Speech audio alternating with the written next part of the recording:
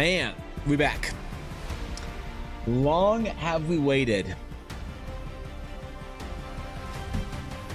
Nothing overrated. This time, little outdated. And let's be honest, not much activated. It's a new week. We have not yet overrated or underactivated anything. So that means is of course Tuesday, a brand new era, a new epoch, an eon of discovery has begun. Right here. Or some scuff shit, man. I don't know. It's a Tuesday. Let's face it, the bar is low. The bar is still low this week. Today is painting day, though. I'm very excited about that. I haven't done any painting in a while, so we're gonna get that done. It's gonna be fun. It's gonna be a good week. I got a lot of projects planned. What's up, Bylung? Good to see you, Blaze. What's going on, Atari? Thorkin, how you doing, bro? Garthen, I'm very excited for you. Remember TPK the party. What's up, Sienna? What's going on, Ashy? What's up, guys? Good to see you all. I am having a productive day. I'm having a productive weekend. What's up, Guapo? What's going on, bro? I'm having a productive day. I'm having a productive weekend. I am, I had a healthy weekend. I went out on multiple hikes.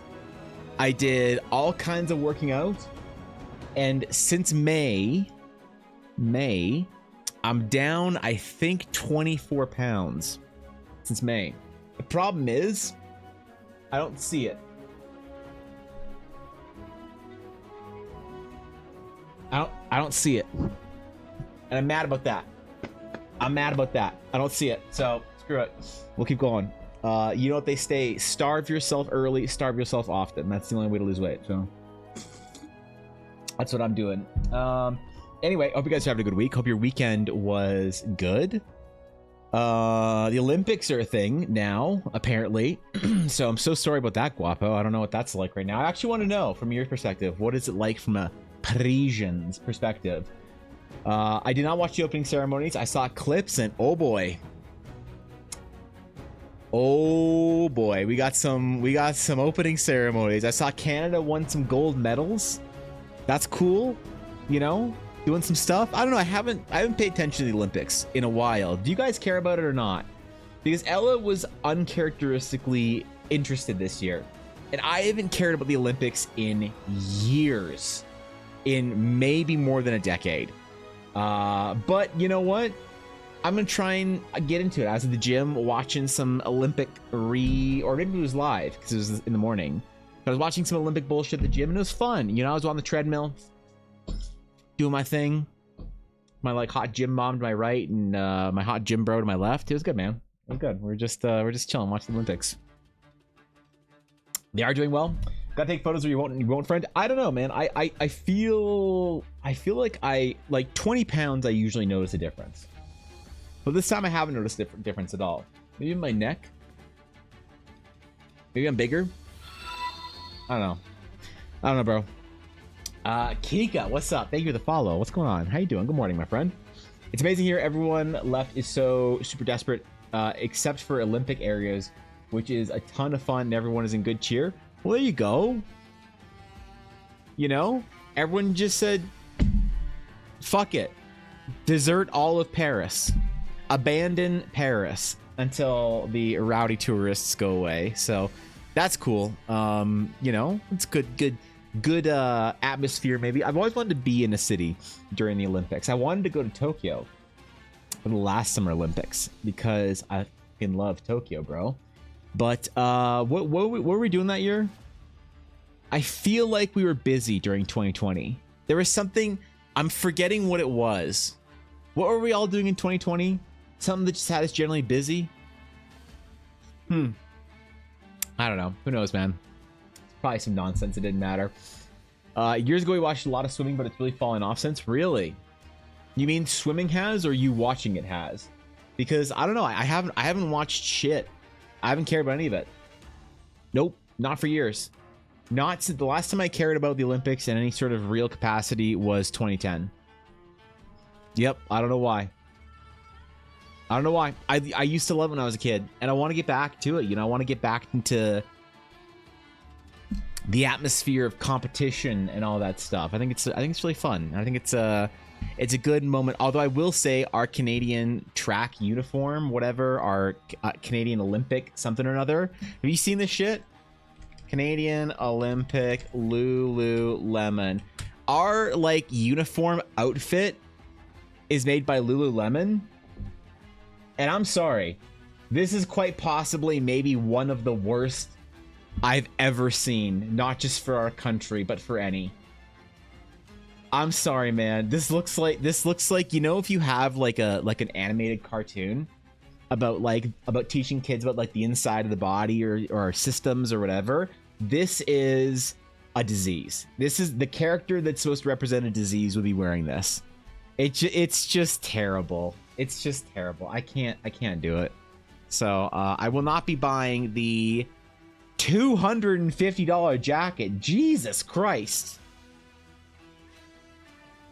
I own one pair of Lululemon's clothing, and it is a pair of pants that got bought for me as a gift, and they're very comfortable and very good, and I do like Lululemon, but I would never spend my own money on it. So well, best of luck to everybody's countries through the Olympics. Obviously Canada is not gonna, you know, clean up as they never do in Summer Olympics, but, you know, preemptive congratulations to the USA and China for cleaning up all the medals in whenever the Olympics are over. So good job, everybody. Y'all do really well over there.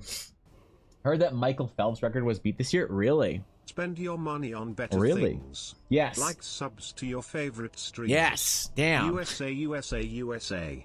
Thank you, Crimson. Thank you for the tier 3 for 39 months. What the fuck? What's going on, bro? What's up? How you doing, man? How you been? How's the week been? Good to see you, Crimson. Thank you for the tier 3. That's very generous of you, bro. Yes, the US is doing very well. You know, I'm always cheering for the American team in most things. I don't really care, to be honest, who wins. It's all rigged anyway, you know. It's like a D&D game that you think you're doing something meaningful, and who knew that the DM had it all pre-planned and scripted. Isn't that right? Where's my triangle? I need a triangle somewhere up in here or whatever. God damn it. Oof. All right, we're good. We're going to apparently controversy with the Canadian soccer team, though. Apparently the Canadian soccer team was disqualified from winning the whole thing, the whole tournament, because of spying. That's right, I heard about that. Canadian soccer assistant coach, somewhat got a drone up in the air and was spying on the New Zealand team. Supposedly, the Canadian team has been doing this for years. Supposedly, they've been spying for years. I know. Who knew they had it in them, man? Who knew that the Canadians could be so devious? Very upsetting for the players. They were all crying about it because they had no idea, supposedly. And now they're all super screwed because they can't win medals or some shit. And apparently, the Canadian women's soccer team is actually really good. I don't know. I don't follow soccer. I don't get it. I want to get it. I would love to follow soccer. I would love to be a football fan. I would. I have given it a try, and I need to be there probably at a game with or something with all my European friends.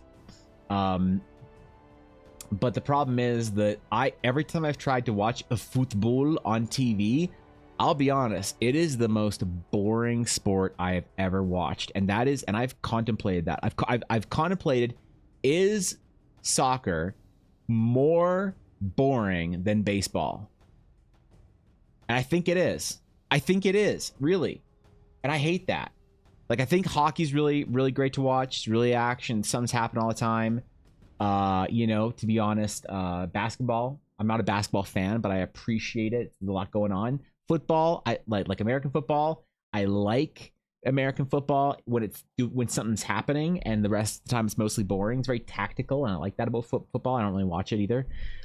Baseball, I can't really do baseball, man. It's not. It feels like it's the experience of going to the game and getting a hot dog and chilling out with your friends and drinking a beer and whatnot, and something's happening in the background. But I don't know many people that are like locked in for baseball the whole time, right? People are, though. You know, I just don't get it. And then soccer's the one that I just really don't get. There's just a whole lot of nothing happening. It's so like spread out that it feels so slow paced. It'd be like if hockey was on a rink twice the size. You know, I don't know if it'd be interesting, but I need someone. I'm not saying it's bad. I'm saying I don't get it, and I want to, and I want someone to sell it to me. You know, I need a friend to show me why it's exciting and interesting and stuff. You know, not DQ'd -6 points, basically DQ'd. Let's face it. Let's face it. They're gone. What about cricket? Cricket is good because it's hilarious. Yeah, cricket's good because I can't take it seriously. Cricket is like the South Park of sports. Yeah, cricket's fine. You know, it's all silly. They all got silly walks and they got silly bats and they do silly things, and I don't mind it. I think it's silly. I can watch it, but I don't know. Maybe there's something there that I gotta like figure out why it's so cool or whatever. What's up, Sherman? Thank you. I appreciate it. Likewise, my friend. Take care of yourself as well. What a nice thing to say about a human. I appreciate that. Now we know we won everything so far. We just need to watch the next one. All right, cool. Well, good for Canada then, I guess. That'd be so villainous if Canada won the whole thing after getting minused out for, you know. But you know what I did watch? What is cool is surfing. I don't know if this is the first Olympics with surfing in it, but Ella really likes surfing. She used to surf all the time when she was young. Her parents used to go to like Mexico and whatever and Hawaii and shit, so she would surf. And so she's really into watching the surfing. I think it's cool, and I think it's dope that like kids are in it doing that shit. Like the best, someone got like a perfect 10 or some shit, and they're like a 16-year-old. Like, hell yeah, that's dope. You're just getting lapped by some kid that wasn't born, you know, until after I graduated high school or some shit. I think that's cool. I think it's cool. Japan had surf but didn't get lucky with waves. Oh, Japan had surfing as well. Oh, I didn't know that. Okay, and then, but this is it's in Fiji. Fiji is not France. Or is it? Yeah, is that a thing? I don't know. Is that French Polynesia?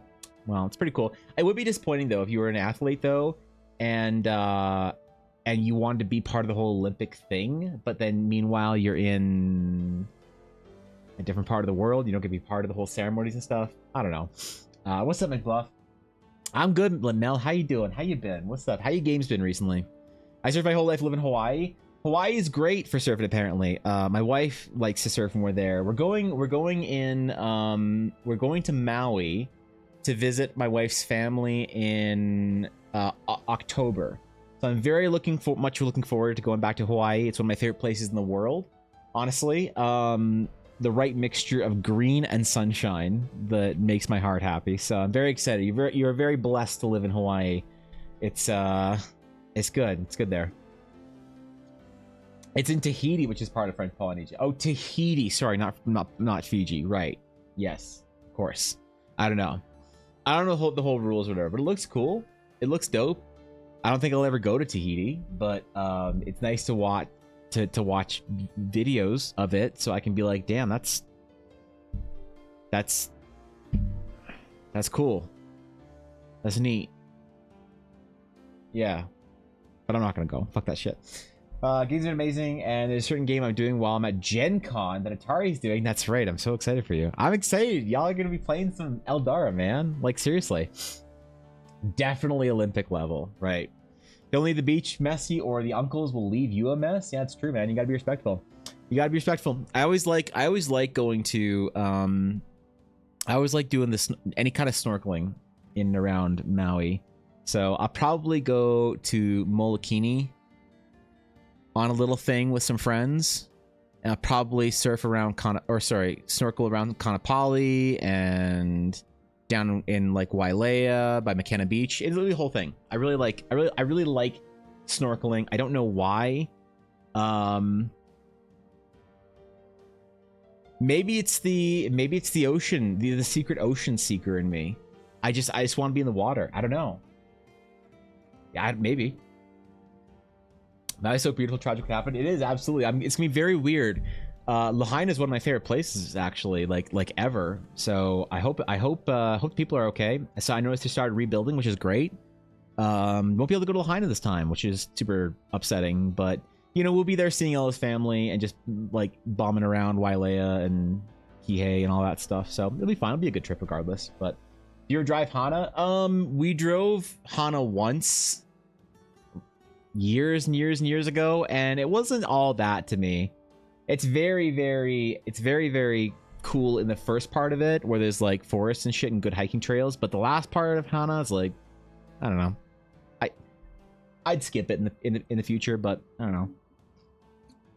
All right, so we're gonna be doing a painting bit today. We got a lot of D&D characters to paint. We got infinite commissions. All right, we're getting commission requests on every platform, on every app, from every orifice. I wake up and there's just a commission sticking out of the crack of the wall. So we gotta do a whole bunch of D&D characters for the masses today. But I have something to show you guys. This weekend, finished the character design and sketch on Kitty's Drake Warder Ranger Cleric. I finished the line work. Ooh, look at all the Drake warding. That's a lot. Yeah, like, damn, man, that's a lot of Drake warding, right? I think that's a ton of Drake warding. What kind of ranger uses javelins though? And she has a floating shield. I don't know. I hope Kitty likes the painted version because she approved of the sketch version of the character. I'm still uncertain about one thing. I'm uncertain on how to make a stick for the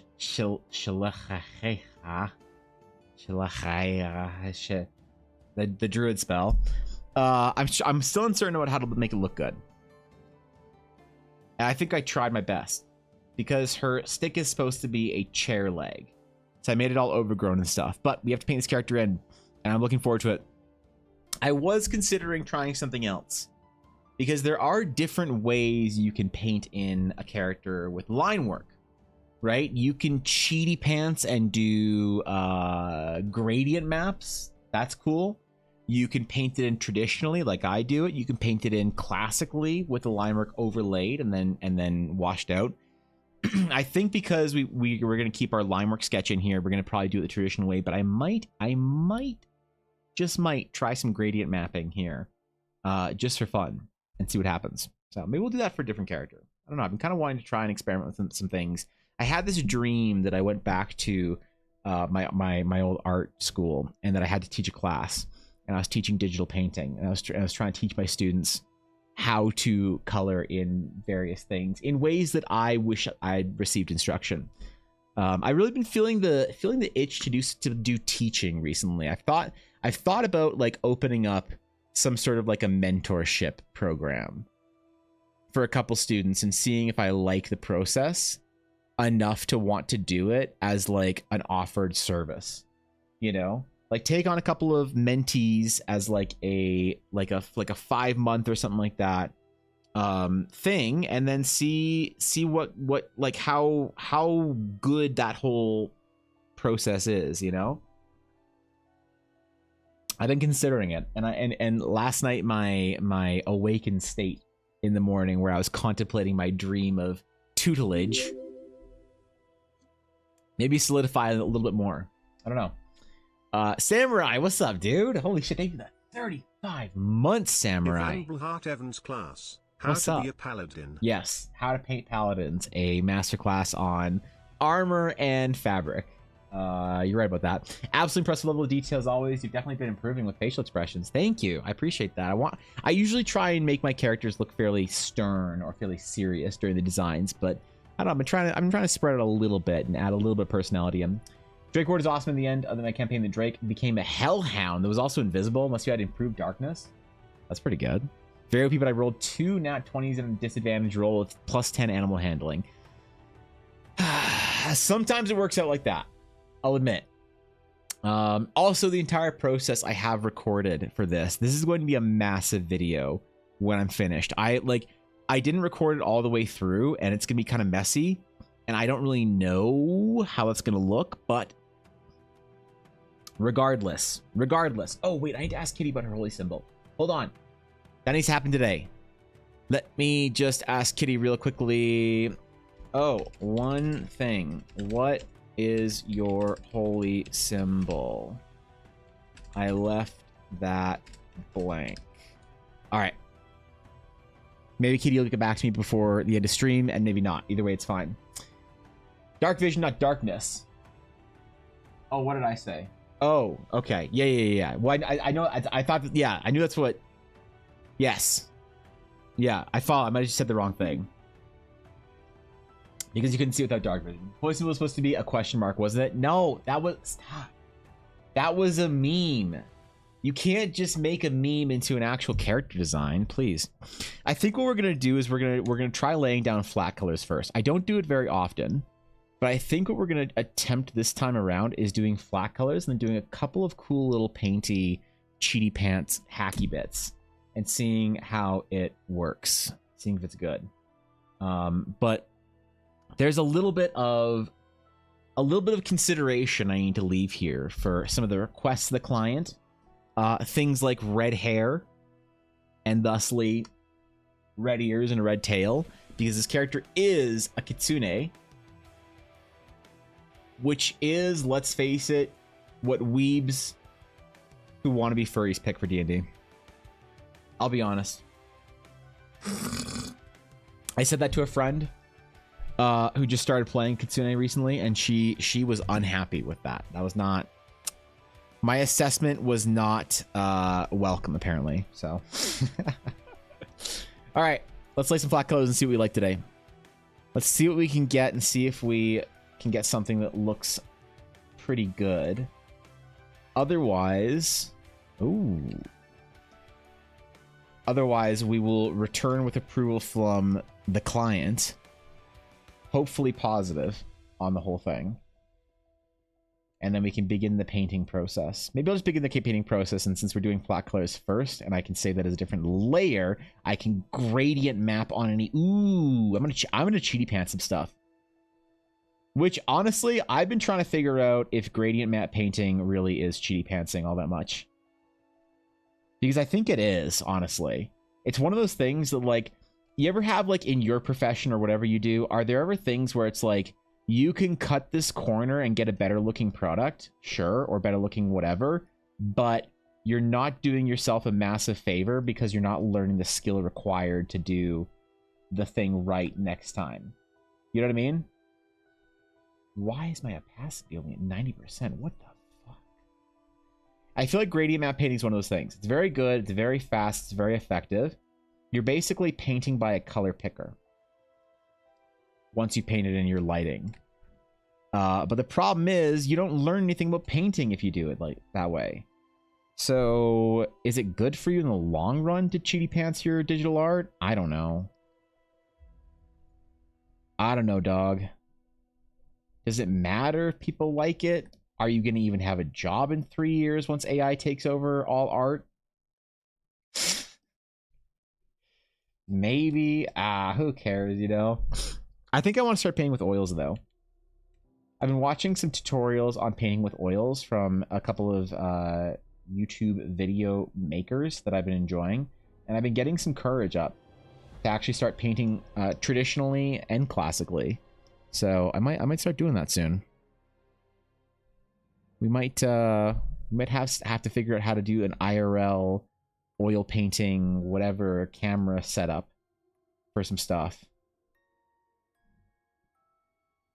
Because I want to get back to it, and I miss it. And I haven't oil painted anything in years, bro. Actually years. What's good, UK? Yo, Koi. What's up? Koi, do you think gradient maps are cheaty pants? Do you think gradient maps make you a worse artist if you use gradient maps? I have the sort of... I don't know, the impression that gradient maps make you a worse artist if you use them. But I have lots of hot takes. Lots of cancelable situations here that I recognize. So I'm willing to be told, no, they're not cheating, Evan. You're wrong and dumb. You don't use gradient maps? I don't paint, though. You paint? What are you talking about? You paint. I've seen your paintings. Your digital paintings, but... It was an accident? Uh-oh. I want to see the 7-foot crumb portrait in oils. I want somebody to commission me, to pay me thousands of dollars to paint them like a 5-foot by like 4-foot canvas of a crumb. Like some crumb regally standing with some kind of like dark Byzantine background or whatever. I want I want, that's a dream project for me. But I can't justify the time on it unless somebody's paying me a lot of money to do it. So I need to get to the point where I become well known enough that somebody, some like Saudi oil prince or some like tech CEO thinks it'd be funny to offer me $2,000 to oil paint them a giant crumb. So, not anymore. You do all flats. Wait, what? Wait, why? What? There's no shot. You must be doing something with your process to cheaty pants it, because it all looks like it has dimension to it.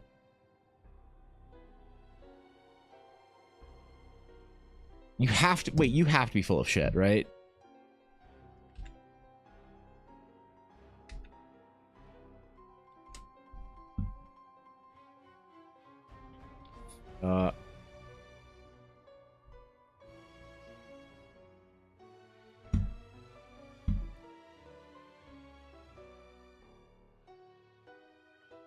This isn't all flats. What are you talking about? Yeah, cell shading is a type of painting. What? Come on, bro. Oh, get out of here. You fucking troll. God damn it. I don't paint, just masterfully paints. Fucking, god damn it. I'm trolled, man. I don't think cell shading is painting. Well, okay, you're right, but I don't want to be disrespectful to people who like cell shading. Right? Because a lot of people have this idea, this impression that if you're not painting for your digital art, you're not doing it right. But actually, I think you're right. Never mind. Yeah, wait, hold up. Hold up. Yeah, maybe my opinion's changed. I don't know. I gotta think this through. I gotta seriously think this through now. You might have just changed my entire week. Like flat art, I want to have an ukiyo-e kind of looking style. You want to have an ukiyo-e looking kind of style. What could possibly be holding you back from actually making hand-carved ukiyo-e blocks? Like, I hear a lot of, I want my art to look like this, and I see very little carving right now. And I'm wondering what the deal is. Because tell me at the very least you made a woodblock stamp for your signature, and at conventions, at the very least, you sign your work with an actual woodblock. Because that would be metal as fuck. I'll be honest. I'll be real, that'd be pretty sick. Do I have weak arms? What? Have you seen a lot of Chinese anime art lately? I've seen a ton of it. I have seen an absolute metric fuck ton of it. Yes, I'm very experienced. I have a friend who has been keeping me up to date with trends from Chinese artists. He's from Shenzhen. Shenzhen?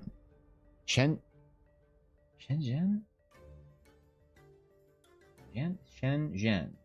Okay, anyway. And he tells me what I can expect to see 4 years ahead of time.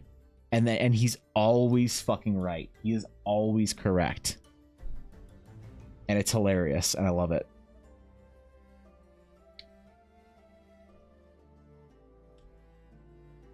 All right, we're going a bit saturated on the hair color here, okay? Leave me alone. Remember, I know I said you should never cross the midway point in saturation when you're painting, but I'm allowed to break the rules once in a while. I'm allowed to. I'm allowed sending you an image in Discord, but I'm kind of like going for that from now on. Okay, what do we got here? What is this shit? Oh shit, that's cool.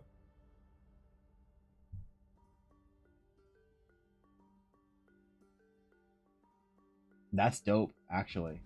How do you get the kind of texture out of it like that? I mean, does Clip have like a watercolor texture tool? Because when I see this, I think that the best software to use for a look like that would be Rebel. Rebel has an insane watercolor tool. It's just texture overlays and a rough brush. Really? Interesting. Shudrox is a picture of the Eldara DM screen. Oh shit. Okay. This is the official Gen Con screen.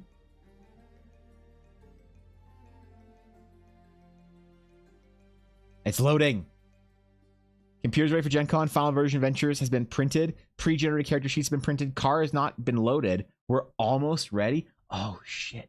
All the travel stickers, the Blackwood dice. Oh my god, there's the DM screen. Oh, it looks so good. Man. I gotta do something. Like, I gotta make some official prints for a screen or something like that. So that's one of the projects that I wanted to do for the official the adventure launch Atari is make a handmade DM screen. And I know how I do it too, and it's gonna be very difficult, but I really want to do it, and I'm only gonna make like probably 3. And when I do, if I can actually complete it, I'm gonna send you one of the 3. Okay, I'm gonna send you one. I'm gonna make precisely 3 of them. One for myself, one for the Kickstarter, and I'm gonna make a 3rd one for you. Obviously, you don't need it because you have this dope one, but as like a cool thing to have as well would be. Dude, that's so good. What the fuck? Hands down the best DM screen I've ever seen. Yeah, Thorkin's right. Thorkin's right. You definitely pre-ordering that? No, I'm sending it to you. Enough of that. Dude, that's so sick. Ah, man, I'm so excited for you guys. I so wish I could have done Gen Con this year. I so wish I could have done it this year. All right, whatever.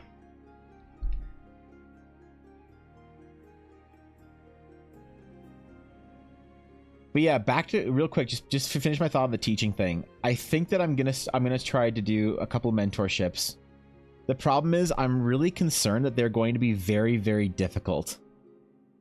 I'm deeply concerned that I'm going to demand too much of my mentees, my students. I'm very concerned about that. So I need to find a couple of students that are like very much willing to work hard and to bust their ass on it and take it very seriously.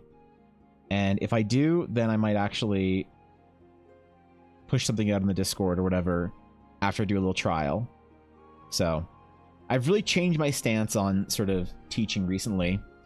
I used to have this sort of idea that I shouldn't do it until I'm sort of a considered master, but I keep going back to a conversation I had with an art director of mine, where even when I was as bad as I was, like 5-6 years ago, she said that I should still teach, and that I'd still be of benefit to younger students, younger in their art career, not necessarily younger by age, because I was about the same age as a lot of people in my on the team anyway.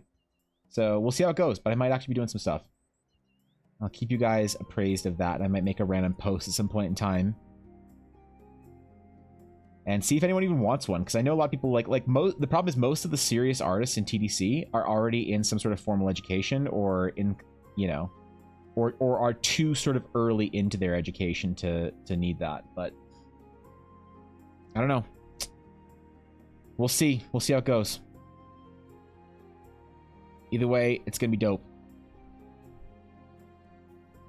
It'll be like my fall project or whatever.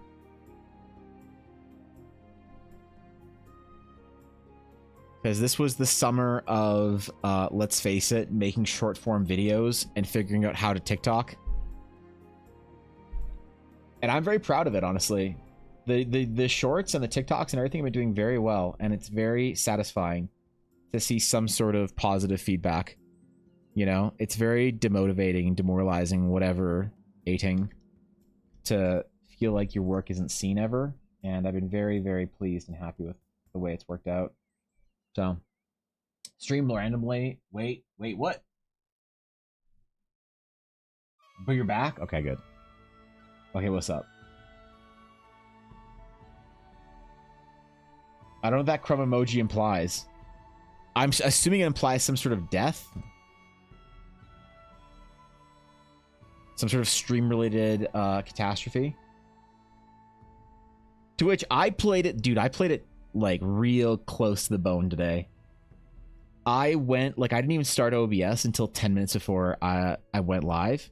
Never, ever, ever start OBS less than an hour early before stream, especially if you haven't streamed in a couple days. You never know what update went through, what bullshit just hit, what thing just dropped to break everything. Always, always, always gotta play it cool and start up early. So I got lucky this morning. It was weird though, stream crashed, I got back, got an ad notification that did not happen. What the fuck? Are you watching on mobile? Because I know I didn't see exactly what happened, but I know Twitch updated their mobile app. Is it good? Or is the update gone through?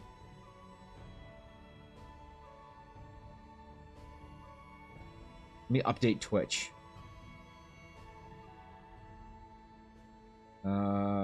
Google, Twitch. I did want to see if this was a thing. Oh no, it's good. I just need to open it. I see no updates, but it does say that I'm live right now, so that's cool. Yeah, PC stream just crashed for a second. All's fine. Maybe the Canadian soccer team hasn't just been spying. Maybe they've been trying to mess with other countries' internet. Since 3 updates ago, it's been super garbage. Well, what's the new update? Isn't it some big thing or whatever? Twitch. I saw it on Twitter briefly while I was scrolling briefly and then didn't click on it. Oh, okay. All right, here it is. Here it is. Here it is. All right. All right, ready? Ready? Find something to watch faster with the new Twitch mobile app rolling out to everyone this week. This week, Cobalt. Okay, let's see. Let's be wowed and amazed. Come on, Jeff. The new and improved mobile app. Quickly find streams and clips to watch. You can scroll on streams. Easily access your favorite channels. Yo, am I anybody's favorite channel? Yo, anyone?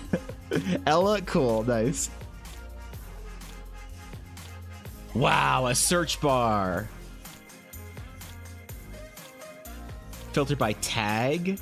Ooh, a home button.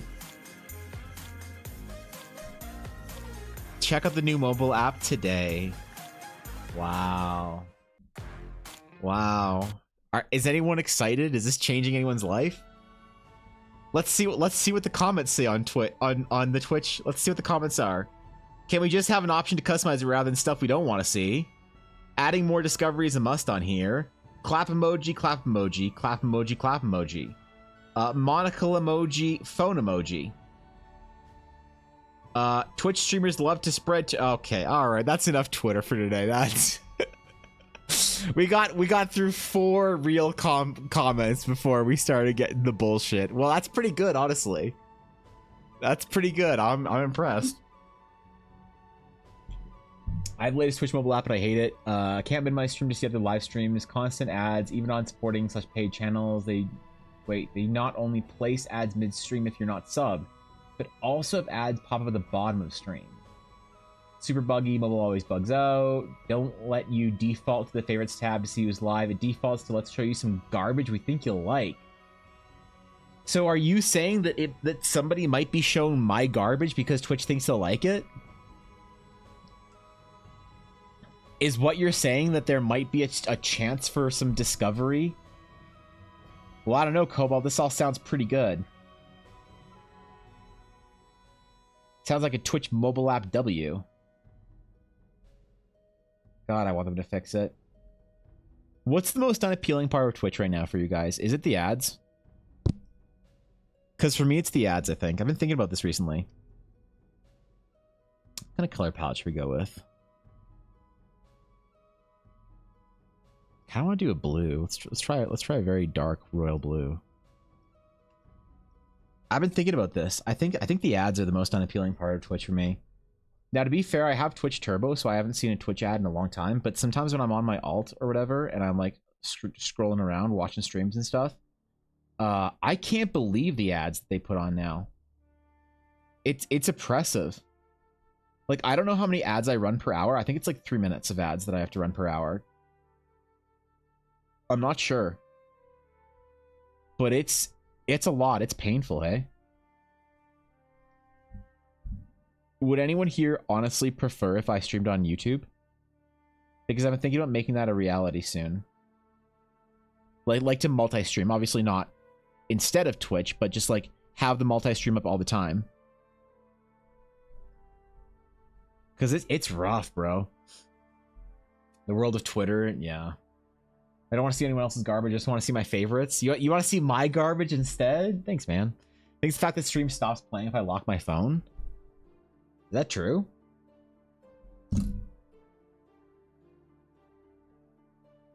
Is that true?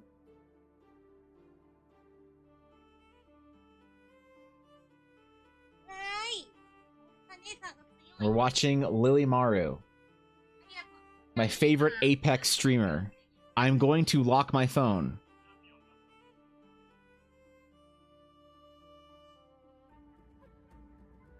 The stream has ceased. You're right about that. I have reopened my phone. The stream has resumed. Huh. Huh. Okay. Good point. I feel you on that one.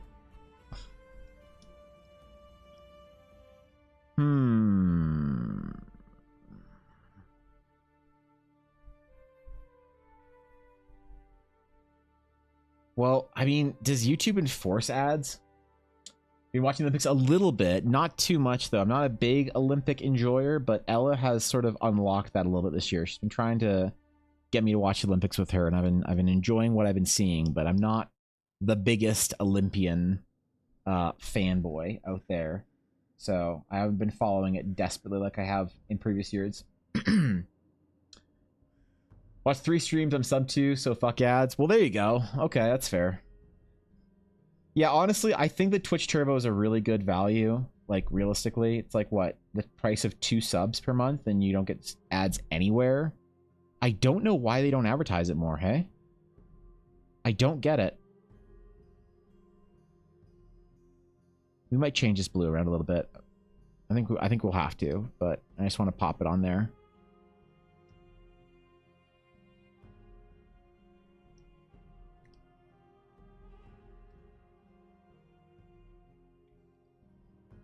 This is one of the reasons why we can do sort of some ooh. That's kind of nice. Keep everything deeply unsaturated. The buggy thing with the mobile, if I'm watching stream, watch 3 to 5 minutes of ads, but then I leave to see other favorites because I can't minimize anymore and rejoin the stream, I'll restart your ads. That's so bad, dude. You can multi-stream on both again now since they walk out the TOS change. Yeah, you can. I just need to figure out how to do it. You know what? I'm gonna open that as a Google a Google tab today. I am going to open it as a tab. I'm gonna open it as a search for later. How to stream on YouTube and Twitch at the same time with OBS. How to multi-stream with OBS Studio for free. There you go. This is the video. I'm gonna watch this after stream today. Oh, I can stream on Kick too. Bro, I could be live on YouTube, Twitch, and Kick. Dude, do you think they'll like my art on Kick? Yeah, do you think the Kick enjoyers will like my art? Do you think I'm the kind of streamer that would do well on Kick? Bro, I bet I would. I bet I'd be so well liked. It'd be like, finally, an art streamer. Instead of dumb prank videos and gambling, we can finally watch Evan draw Fox girls for D&D campaigns. Only thing I liked about opening was Assassin's Creed, dude, and Gojira, TBH. I didn't really watch the opening. I saw some heinous shit that everybody was mad about that I didn't think was real until I looked it up, and apparently it is real, and now Google's trying to, or the Olympics are trying to like remove all the evidence off of Google, which is pretty funny. Besides that, I don't know. I didn't really care for the opening ceremony that I did saw, but I am enjoying watching some of the sports that I don't usually give a shit about, which is fun. Those are cool. Those are neat. You go live by TikTok if you wanted to as well. A little bit of a setup there, but once it's set up, it's good. So the problem is I need 1,000 followers to go live on TikTok. I need symbol is a lotus flower. Oh, thank you, Kitty. Kitty, did you have a warm or cool color preference for the palette? Lotus flower. Did you have preference for that? Excellent. Thank you. I appreciate that. We will draw a lotus flower in on her holy symbol then. Do you think warm or cool or earthy? Whatever works in a vision? Okay, cool. We're going to do some experimenting here and I'll change stuff around, but I'm thinking kind of earthy to sort of match with her, the red tail and the red hair and all that stuff. I almost said fur. Uh-oh. We're just gonna lay down a bunch of flats and then play dress up for a while. Once we have all the selections made, it's gonna be dope. It's gonna be dope.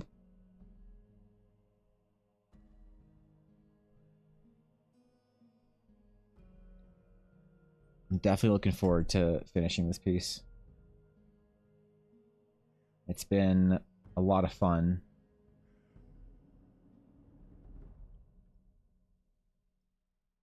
And I'm really feeling good about it. Have you got enough crimes to hand stream on Kick? Oh, maybe. I don't know. Maybe I should just start doing Gamba streams.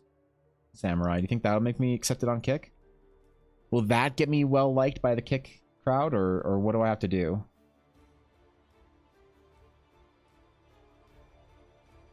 Look, I'm all for Kick succeeding. I want more competition in the marketplace, bro.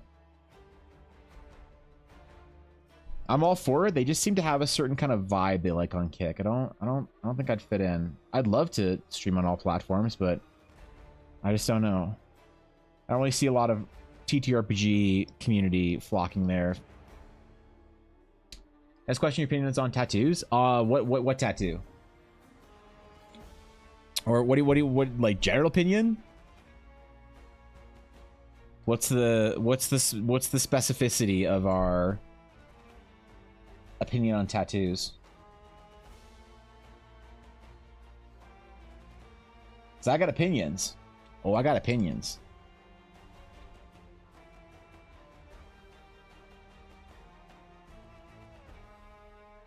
All right.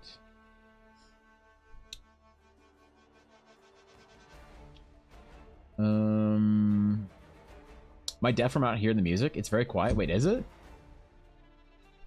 My music is so loud on my OBS thing. Let me turn that down so it's quieter for me. Okay, is that better?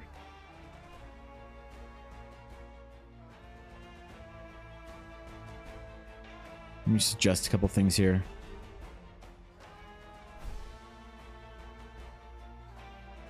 I turn down my headphones so it's not really loud, and then turn up a bunch of other shit. But I can't have my computer sound too loud, or else alerts will come through way too loud.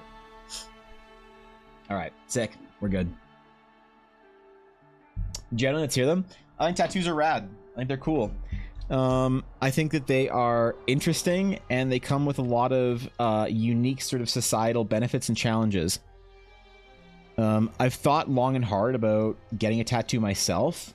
I don't know if I would, because I don't really know if there's anything symbolically that I'd want to get a tattoo of so bad, like that I want it to be on my person forever. The only thing that has really ever crossed my mind is I wanted to get a quote from a book that my grandfather really liked, and I think about it, and I thought it'd be cool to have a little quote somewhere on my arm or whatever. And then I do want to get the Realms of Eldara symbol tattooed on my shoulder at some point in time. I think they're beautiful. I think they're art. I think they're wonderful and majestic.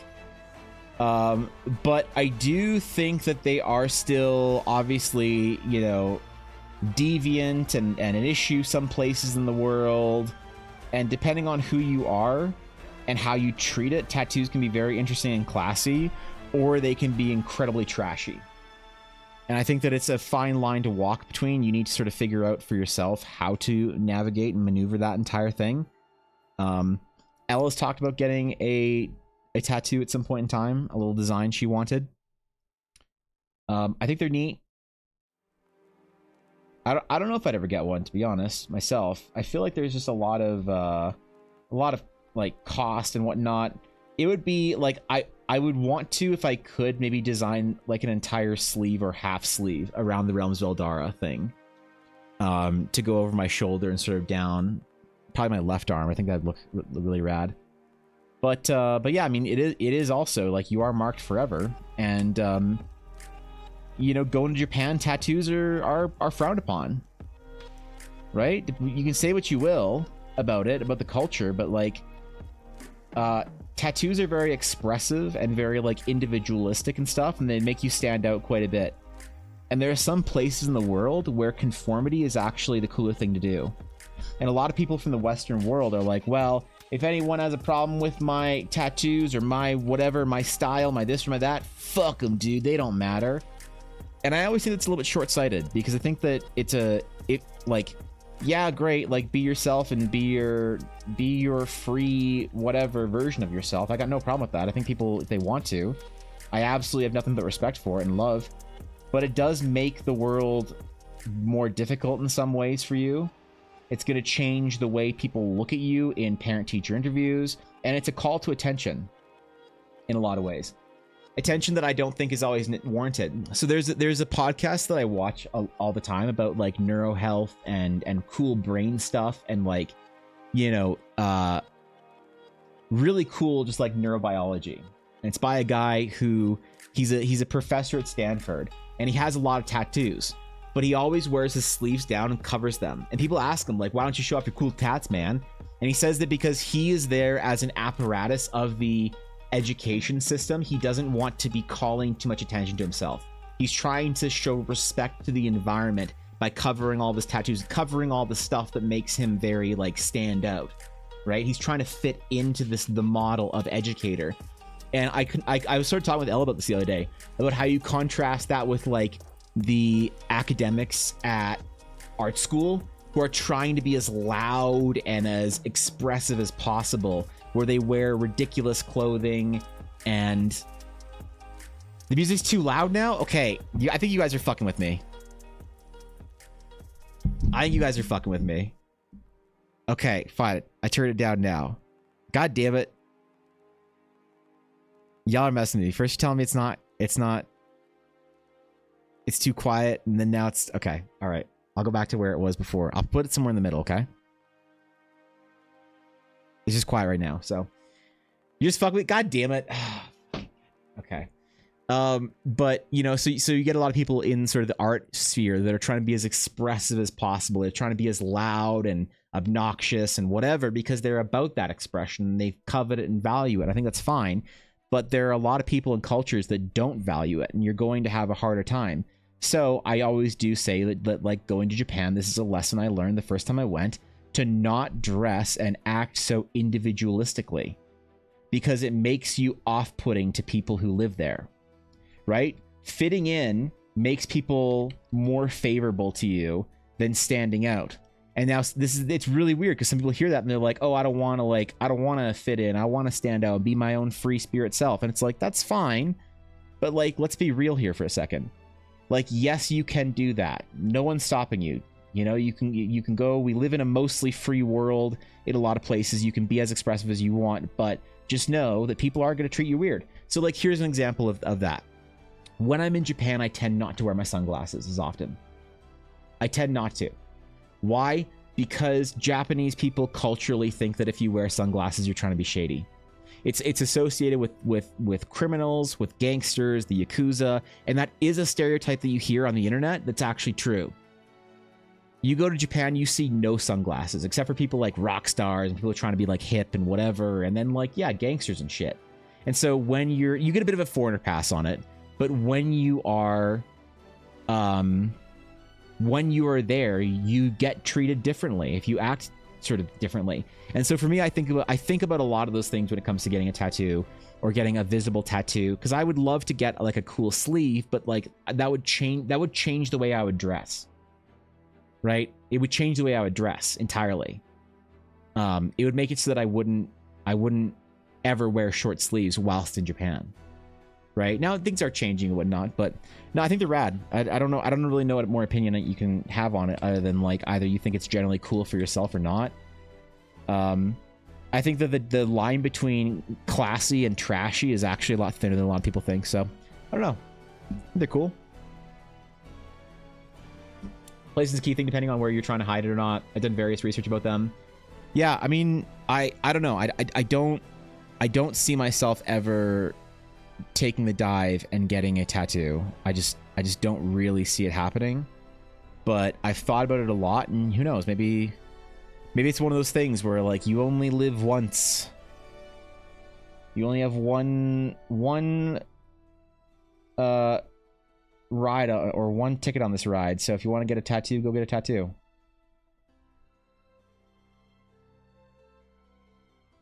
You know, I heard there's somebody in my family who had a midlife crisis and she got a tattoo on her fucking arm. And she's like old and shit. And everyone was like, wow, that's so rad. And I remember her shit talking one of her like cousins or sisters or something when we were young about how old ladies getting tattoos is cringe. And I had the decency not to point that out. I had the decency not to point it out.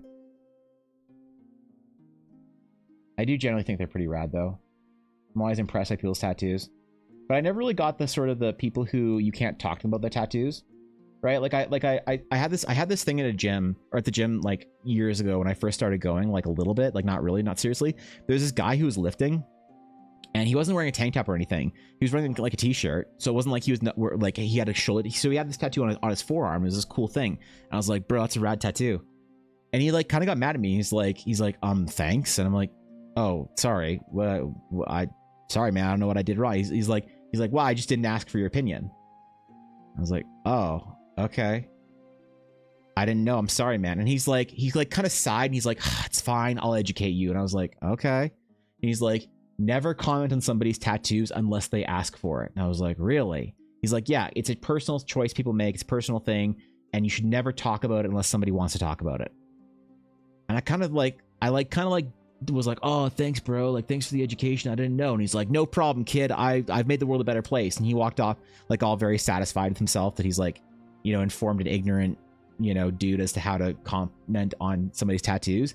And I was sitting there on the bench thinking, why would you be showing it off if you didn't want somebody to talk about it?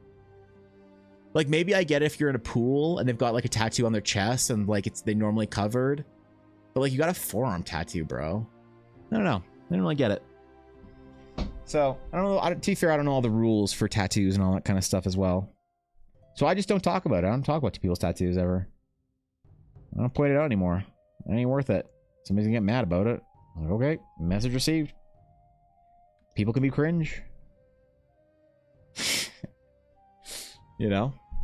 I would get annoyed if I saw a mistake in the art and it would bother me forever. Oh yeah, that would kill me. I've seen tattoos with like mistakes. It's like mistakes that okay, there are technical mistakes in World of Warcraft loading screens that have bothered me for a decade now. And every time I like load into like Borealis or whatever, and you see that picture of Jaina and the perspective's all wrong, it bothers me. And I'm like, why can't we change this? Why is this not a thing that can be changed? You know? Kofi, Coffee. Thank you for the follow. I appreciate you. I appreciate you. I call it being an asshole. Is it? Like, I don't know. Because I've heard people say that before. Like tattoos are personal things, they're personal choices. You're not supposed to comment on it. To be fair, the only people that I've like ever talked to that have been like really cool about their tattoos are people with a lot of tattoos. People with a lot of tattoos or veterans. I had such a dark conversation with this guy over his tattoos. Let's just say he was a sniper and he had trophies tattooed on him to keep it not as dark as it could be. And he was so proud of them. Sounds like a douchebag, you think? Got a lot of family members with them, so it's been accepted by the norm. Yeah, are you thinking about getting one, UK? Are you thinking about grabbing one? I've always wanted somebody. One of my mods asked me to do a tattoo design for her, and then never got it done. But I think that'd like be so intimidating. But I'd love to do it. I'd love to do a tattoo design for somebody. I think it'd be kind of rad, to be honest. TBH. Kind of a cool experiment. And veteran has tattooed, would like new one. There you go. Yep. Is there a branch that enjoys getting tattoos more? Like, is the whole sailor like Navy gets more tattoos than everyone else thing still a real trend? Is that still like a reasonable stereotype? Or is it doesn't matter whatever branch? Maybe not Air Force. Maybe not. Yeah, maybe not them.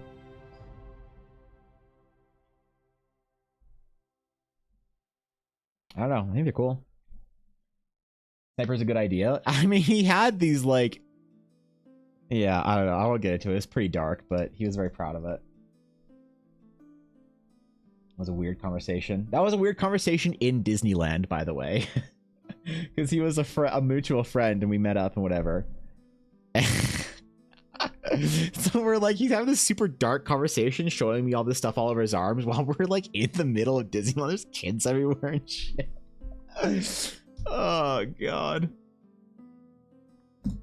You think about it for a while? You posted in general? The tattoo you want? All right, let's see. All right, let's rate your tattoo choice. Rate it. Forearm tattoo? Oh, that's pretty cool. What's the... I see some like Celtic knotwork and a little forest and stuff. The two things that I'd be cautious of is I hear that the like small sort of like thin line tattoos don't age very well, and so a lot of these like paint sort of paint drips and tree branches and the sharpness of the bird, I worry that would not age very well. Apparently that. But what's the meaning of the interlocking triangles? Is that like some shit? Because I also never really understood people that have like general tattoo meanings. Like I get like in prisons and crimes and stuff, there's like general tattoo meanings, but I never like, I had a friend explain to me once. She was like, oh, if you get this, if you get like a teddy bear tattoo, it means this. If you get like a Hydra tattoo, it means that. If you get like a Medusa tattoo, it means that. If you get a dragon tattoo, it means that. If you get a lion tattoo, it means that. And I was like, who decided these things? And what if you get something without knowing? Like, what? This feels very strange to me. Not sure how I feel about it.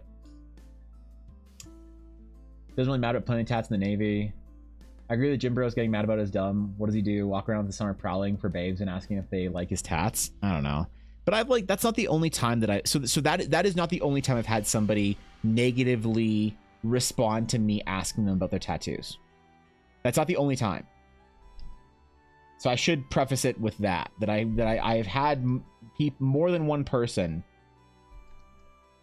not want to talk about the tattoo. I had a girl in art school that had a tattoo or whatever, and I asked her, I was like, oh, that's like a cool tattoo, what does it mean? And she got very awkward and very uncomfortable and said like she'd rather not talk about it. I was like, okay, got it, sorry, I didn't know. I thought that was just like a one-off or whatever, because you couldn't normally see the tattoo. She was wearing a tank top that day and you could see her back. And I was like, oh sick, I didn't know you had a tattoo, it's rad. It's kind of trashy though. Why there's so much secret language? It's too much. It is. Fuck, man. I can't keep up with it. We need to lower our tolerance here. There we go.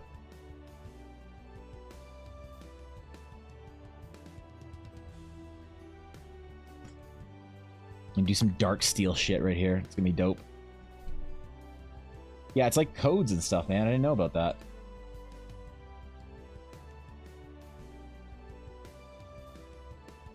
To be fair, I stepped on mines all the time when I was in art school.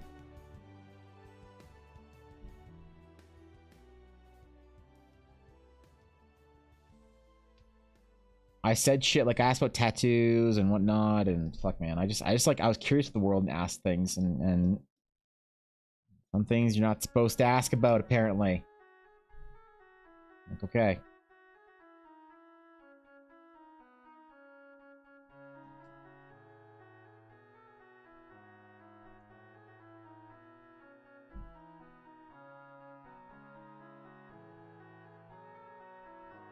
It's not like I'm ever trying to be an asshole or offend anyone or whatever. So I just don't know the rules, you know?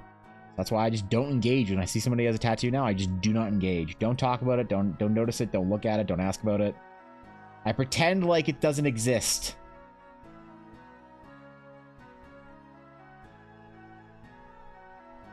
Unless the dude that's been to combat, in which case he probably has some hilarious stories and is looking forward to telling it. So that's the only time now.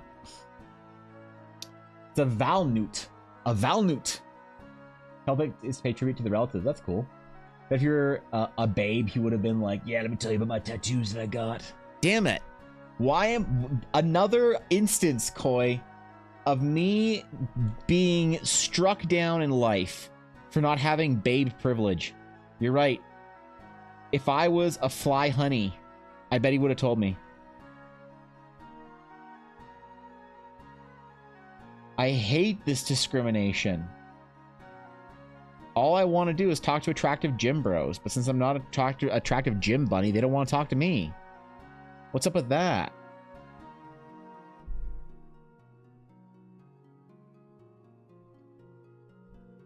Oh well. Oh well. I'll keep going. That's different than getting mad about it, though. That is, yeah, but I was just sort of a landmine moment where I was like, ooh, okay. So I even consciously thought about that. I'm like, okay, the rule is don't ask anybody about a tattoo that you can't normally see on them. Cool, got it. Now I know the rule. And so when I asked bro about his tattoo, and he was all mad about it, I was like, oh, I didn't know the rule apparently. I'm sorry. Now I know. Put notches in my DM, scream for a player I kill. Awesome idea. That is actually a great idea. Tattoo for every player you kill, you dealt with from a D&D game. So I give players badges. I give them medals. If I kill you in a D&D game, I give you a little medal. Yep, I do. Things are less opaque will fit the rest of tattoo opacity. That's fair.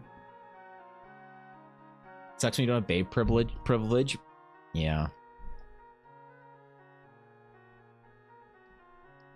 Yeah. The closest I'll ever get to be is a stud. I'll be a gym stud.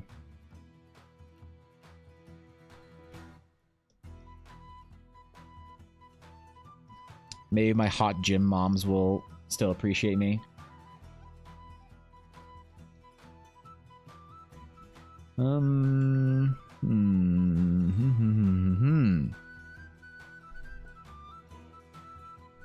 I'm still debating on the color for the cloak. Like, I kind of almost want to do just like a dark color, like a dark gray or something, or Let's try very dark green. Something very earthy. Let's try it. We'll commit to it. And if it's awful, we'll change something else. That's right. It's not the cloak's fault. It's your fault. You're the artist. Never forget that. Deciding color palettes is hard, bro. Let's think you skip a leg day or something. Dude, I never skip leg day. I got great legs. It's the only feature people are impressed with about me at the gym. What do you mean? It's only because I was fat my entire life and still am. That's the only reason. God damn. Oh well.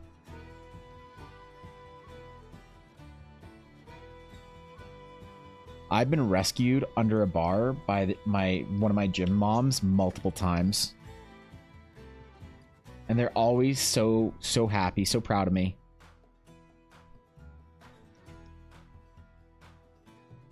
For working hard. I love it. I want to make a gym friend, though. I've been trying to talk to people at the gym more and more. I don't consider myself somebody who gets awkward in social situations or public speaking or anything like that, but I do get drained. And so there's a lot of times that I just don't have it in me to talk to people when I'm outside. But I've been trying to recently. I've been trying to like compliment people and like, you know, catch a conversation here and there at the gym. I want to make a gym friend.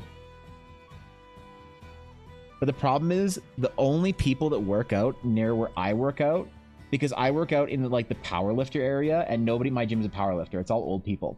So who works out at the powerlifting area at gyms? The secret gym knowledge test. And Ella will know exactly what I'm talking about. The only people that work out in the powerlifting area where they have all the benches and squat racks and stuff are unfortunately the gym bunny gat girls who are just mono leg, mono glute. And so for one, when I'm working out, I can never look up. And two, I'm not starting a conversation with any of them. I ain't getting canceled. I ain't getting canceled on Instagram. This is not my first rodeo. I know how the internet works. You ain't getting me. I ain't starting a conversation with a girl at the gym. Are you fucking kidding? Nope. Nope. Never. Not once.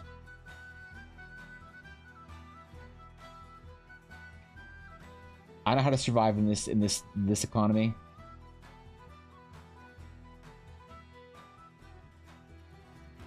So I feel like I gotta go to a different gym.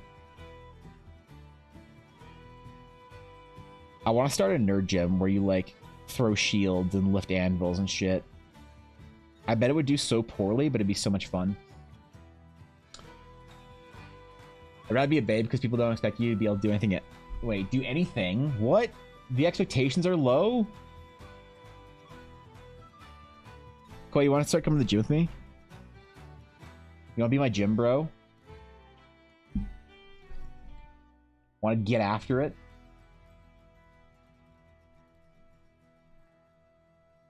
We can get Lack to come with us. Training. 3 quotes. 1. Just because someone stumbles and loses there doesn't mean they're lost forever. Those who cannot remember the past are condemned to repeat it. And you are born an original. Don't be a copy. Those are cute. Those are cute. You want to survive in this economy? Yeah, apparently. Nope. I ain't making friends with none of the girls at the gym. Are you kidding? I know better than that. I know better. I've seen the Instagram fucking posts. Yep, I've seen them. I ain't asking for that smoke. They want to be friends, they can come talk to me, that's it. You don't want to come get fucking swole? All right, whatever. I tried.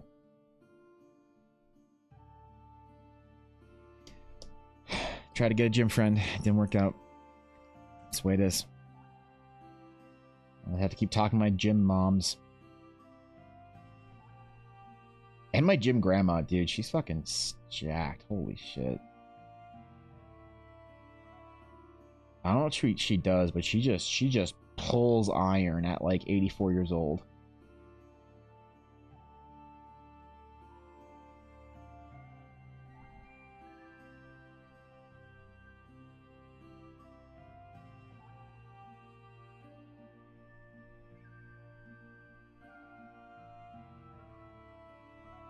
I wonder if a dumb nerd gym would do well.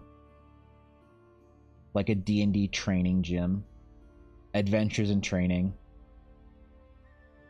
Could host like HEMA classes and sword fighting and shit. You know what I mean?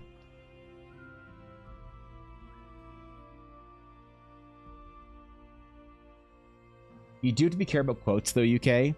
A lot of people think that they're super original getting a quote, and then you see like 18 people in a week with the same quote on their arm, and you're like, ooh. Like Stoic quotes, avoid. Any sort of philosopher quotes, avoid, I'd say.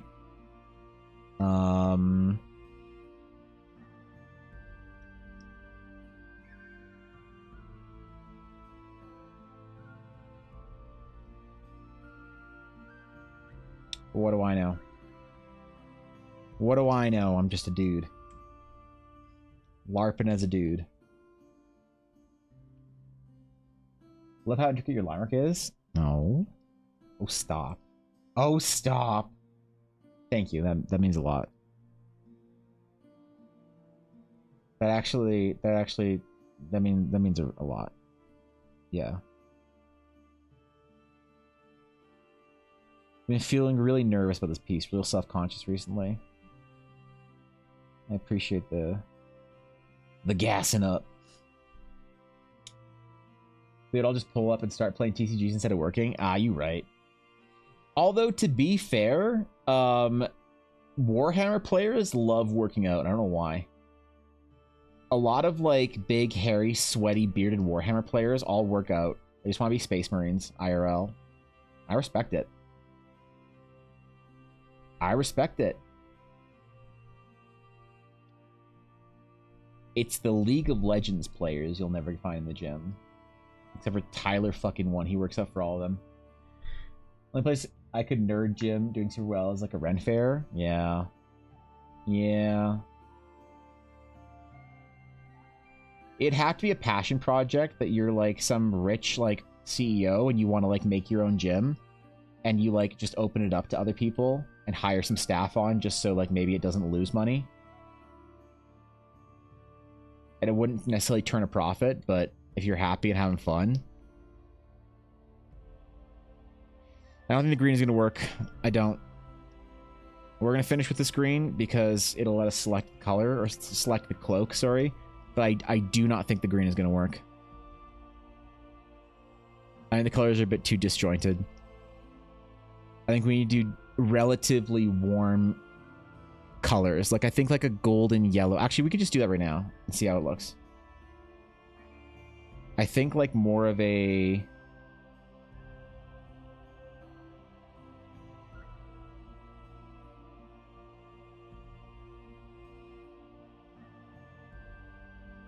Okay, well, you know what? I'll just select it myself. Thank you, Photoshop.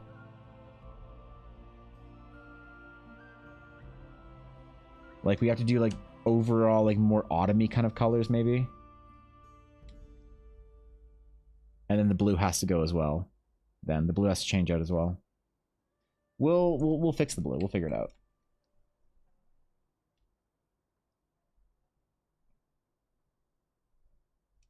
We'll get there when we get there. Treasure Slim also referring to the Valnut in modern Norway. The word Valnut means not of the fallen in battle, hunting symbol of the god Odin, representing the glory of death in battle. That's cool.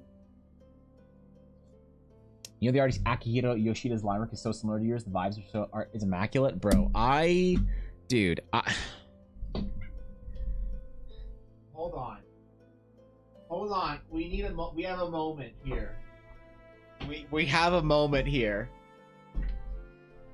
We have a moment. When I first started streaming,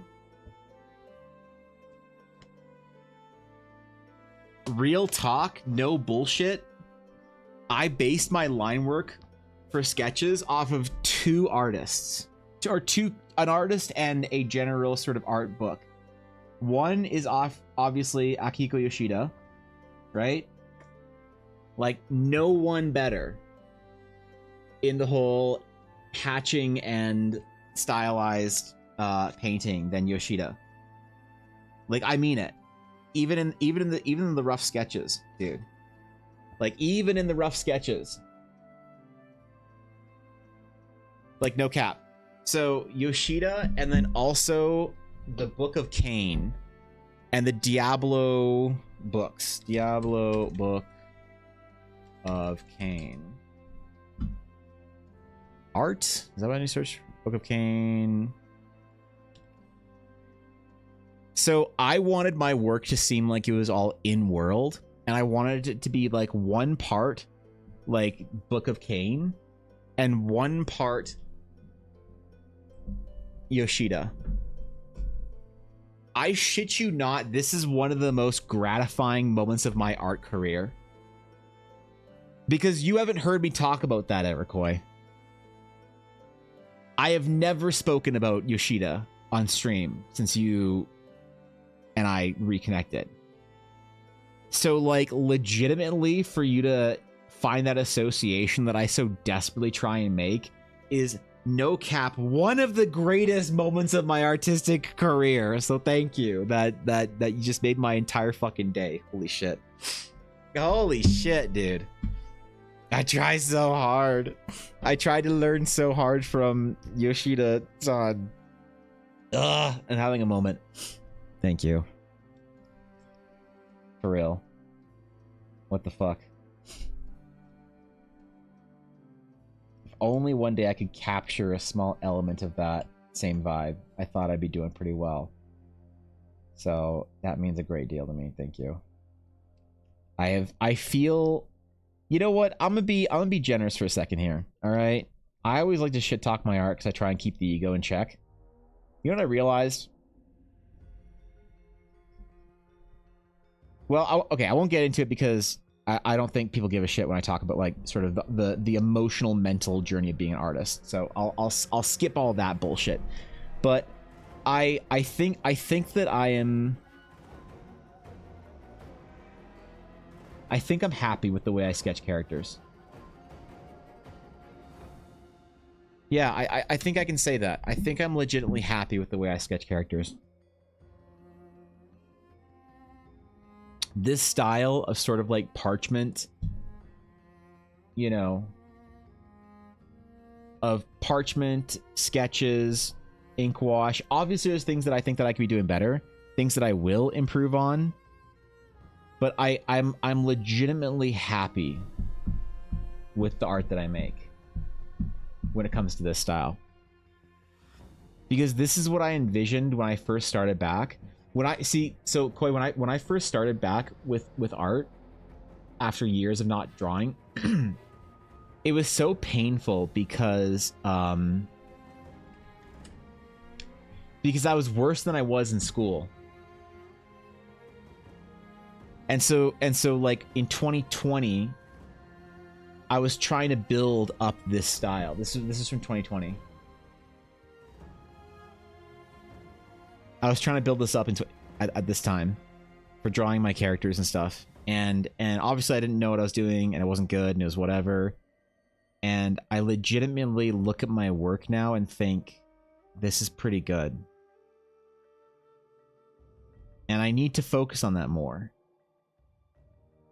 I need to. I think you have to focus on your wins in life, or else you buy, like, there is a biomechanical whatever system built into your brain evolutionarily. It's one of the deepest and oldest systems that we have. And I think this stuff is so cool, but it's one of the deepest and oldest systems we have in our brain that we share with like a ton of creatures, like crazy amounts of creatures. There's a reward system that you basically have to give yourself credit when you do things well, or else you get sick and die. Like, hey, it's not that dark, you know? But I legitimately like the art that I make now. in this style. I'm deeply unhappy with my painting, and like I'm still working at it, and I haven't worked on this piece in a while, but this is sort of my most recent like jaunt into painting, like proper classical painting, and this is my next goal. I feel like I've actually gotten somewhere with my sketches and my character designs and stuff like that I can be happy with, and I know there's things to improve upon, and I see mistakes in this piece right now. You know my rule, I never point out mistakes on stream because then people can't unsee it. But there are things that I don't like about this, and also it sometimes invites people to be like, oh, the nose is wrong, oh, the hands are wrong, oh, the fur isn't what it's like. Okay, none of those things are wrong. It's something completely different, you know. But yeah, I don't know. It's a different feeling.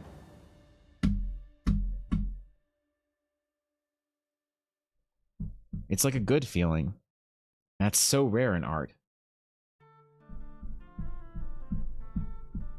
Man, and just like, quite, I'm not even shitting you. I know you don't like believe me, but I looked up to you so much in school, bro. Like, I know it's kind of pathetic or whatever or stupid, but like, you have no idea what it means to me to hear you say you like my work, and then also to say that you see these kind of like connections with things that I try so hard to make. So, thank you. I appreciate it. Okay, we're doing shit. We're drawing the things. We're drawing all the things, bro. We're doing it. Okay, should we keep doing the dark steel thing? I think we should do the dark steel thing. I think that's kind of fun. Have a dark contrasting metal. We can do some very cool, like sort of blue reflective vibes and stuff in it. Something clip that could be good to have for records. Yeah, you think? You don't give yourself enough credit, Evan. Your art is outstanding. Thank you. Thank you. That means a lot. And you're right. Like I won't get I won't get into it because I think it's boring and nobody gives a shit. This is a secondary channel kind of conversation where we talk about like the deep stuff, the emotional stuff. But just real quick on the surface, I think that I have come to the conclusion that I did everything I could. I had to murder my ego so profoundly that I don't think that it came back in the way required. I had to put my ego into the ground in a way that I could become a student again, to the point where I think it's detrimental. I think I realized at a certain point that it became detrimental, like really detrimental. And so I'm trying to hear that kind of thing and really be like thankful for the recognition, UK. So yeah, I think you're right, and I appreciate you. So thank you for that. Well, you're such an earnest person. People aren't earnest enough because I think it's cringe. It is cringe. I am cringe, but I have never branded myself as anything but cringe on this channel. I told you guys when I started this channel that I would be my most, like, this is not a channel about me who's a master artist doing master artist things and you can come watch me be a master artist. This Twitch channel is my record keeping of me going from an absolute fucking dropout failure in life to attempting to be the person that I wanted to be growing up. That is my whole thing here. And I'll be real, it's tough. But I'll never, because I don't think you can hide it. I don't think I could hide it. I don't think I could like fake it or force it or whatever. I think everyone would see right the fuck through me instantly if I wasn't like completely honest about the art process. Like completely.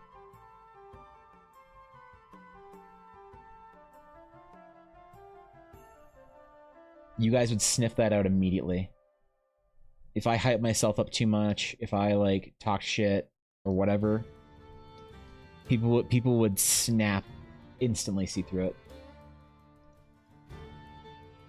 I think anyway. It's not cringe to be earnest. All right, feels cringe. I feel pretty cringe all day. I'll admit, I feel like it. So there's that, I guess. And then we got to figure out we defined a color for this cloak ASAP that matches her, that complements her her tail, because I need this like mustard yellow gone. I thought it'd be easier to work with a color that I hated more. I want to try and do like an autumn gold thingy. This was not the color, and I was like, screw it, I'll figure it out later. But honestly, as I'm painting it, I just hate it more and more and more, and I need to fix it. So we gotta we gotta get after it real quick, man. I gotta finish the blocking, and then we gotta really go deep on figuring out what to do for this cloak. It's kind of killing me. I want to be one of Evan's future art students, so I can learn from the best, in my opinion. Aw, man. I appreciate it. I'd be a bit of an asshole teacher, though. Well, not an asshole teacher. I'd be a tough teacher. I'd want you to push yourself, and I really wonder if that's going to be a problem, because I feel like a lot of people are used to sort of the very sort of like soft parenting approach when it comes to improvement at art, and I honestly feel like the world needs a little bit more of the other voice, right? Like, you hear Adam Duff talk about it. Adam Duff talks real soft to a lot of people, but every once in a while, on his videos, he'll come out and be like, "Hey, you're not working hard enough, and that's why you're not succeeding." And people are like, oh, me? It's like, yes, you. Let's try something based off of this orange. Oh, that's pretty. Okay, wait, did we just do it? That's pretty. And then we do gold trim. Okay, all right, I have an idea here. We might yet salvage the blue tunic. I'm not quite sure yet, but there might yet be a salvaging of the blue tunic. I'm not sure, 100% sure here. If we change the blue a little bit, we might salvage it.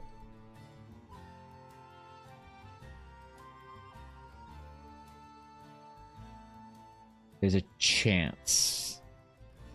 Okay, a chance. A very slim chance. What a sandy color for the cloak. So I want to do, because there's 2 layers of cloak here, and I want to do kind of like a gold, like autumny something color, and sandy's a great description of it. For the one right here, the one on the back with all the pattern on it, I think it would look really cool if it was like vaguely metallic kind of gold. So yeah, we're gonna do, I'm gonna try like a desaturated sandy kind of gold for that. But I think for the main color of the cloak, we need to sort of really work with those autumn colors.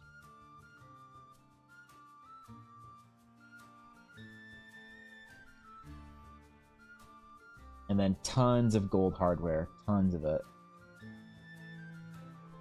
Super earthy, golds, browns, reds. I don't think greens quite fit into it. Maybe we can do some accent, I don't know. Harmony, I think, is going to be really important for this piece, so... Yeah, I'm digging this. This is cool. This sort of reddish brown.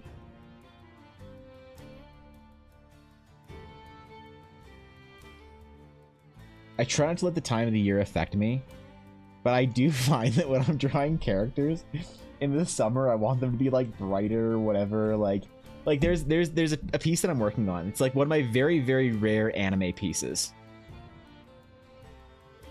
One of my very rare anime pieces that I am working on, and I've tried painting this out a couple times, but I'm gonna be painting my friend Fishy.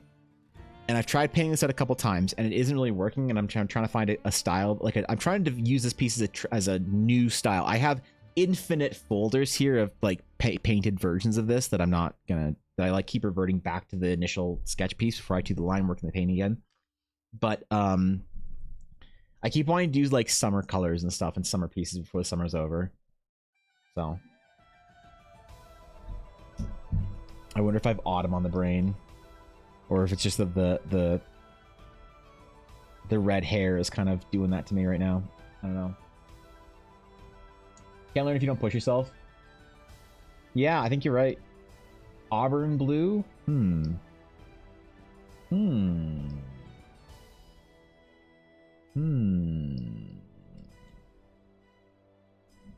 we'll darken and desaturate our yellow a little bit. Maybe lighten it a tiny bit. For the back cloak here.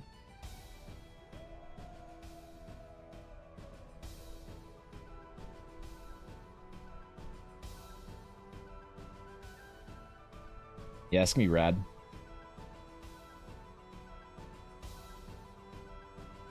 God, I hope Kitty likes this, man.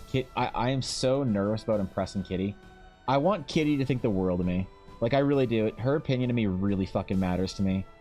I know it's silly. Like, you shouldn't really let somebody's opinion of your work, like, affect you all that much. But, man, people who were, like, early supporters, I mean, people who bought commissions from me early on in my career on Twitch, God, I want them to just be so impressed when I do work for them now. So bad, it's not even funny.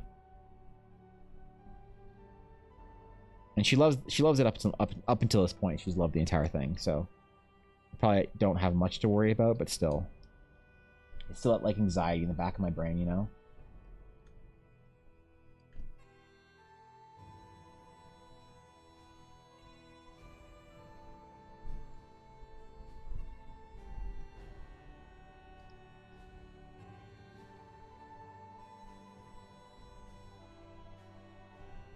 But I think the best way to remove anxiety is with confidence. And I just have to keep doing stuff that people like. Doing work for clients that they enjoy. They think is a good representation of their character. I'm thinking about doing a Twitter giveaway for a character design pretty quick here. Because I want to try something. I want to try offering commissions in this style, in this portrait style, for people. And I don't have a lot of examples of it. And I can just keep doing fan art, sure, but I want some like real D&D characters in there. Like I can do fan art for things or whatever, and I can only do so much fan art for my friends' D&D campaigns that I need to do some original designs for myself, and I kind of want to try those out and see. Maybe we'll have the back cloak piece here matching her hair a little bit.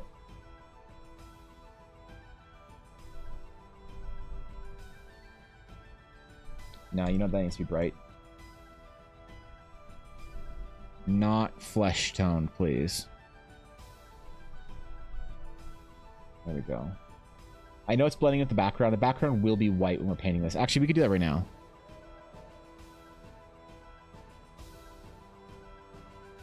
Ooh, you know what? Just for video's sake, I want to do it later. Fuck, I forgot that I'm recording this. It also looks way different on my other monitor. I wonder what it looks like on your monitors. Because, like, for instance, on my Cintiq, the difference between this color of the background and this color of the, like, sort of fabric here is not that different.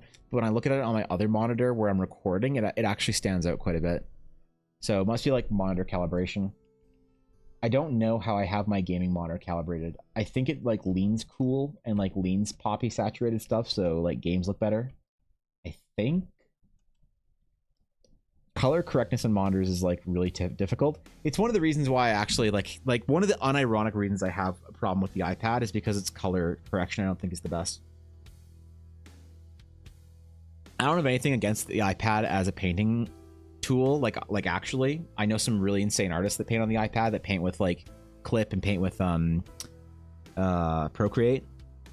But the problem that even they bitch about is that you have to take your piece and put it on like a proper color corrected monitor later, and then, which is weird because it's an Apple product.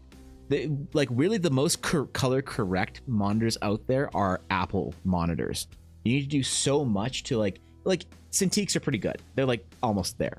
But like just basic monitors, the overly expensive fuck you Apple monitors are like some of the best ones out of the box. It's not even funny. It's not even funny. It's not fair, bro. Is anxiety somewhat confidence driven though? Isn't anxiety somewhat confidence driven though? No, I mean maybe. My take on it is that anxiety is the biological system of alerting you that you're uncertain about something and that something requires more attention. And confidence is the way to cure that. So if you have, let's say, a meeting where you have to talk to a new client and you've got a big project that you want to go and you're like, oh no, you're like anxious about it because you don't know if it'll go well, that's anxiety.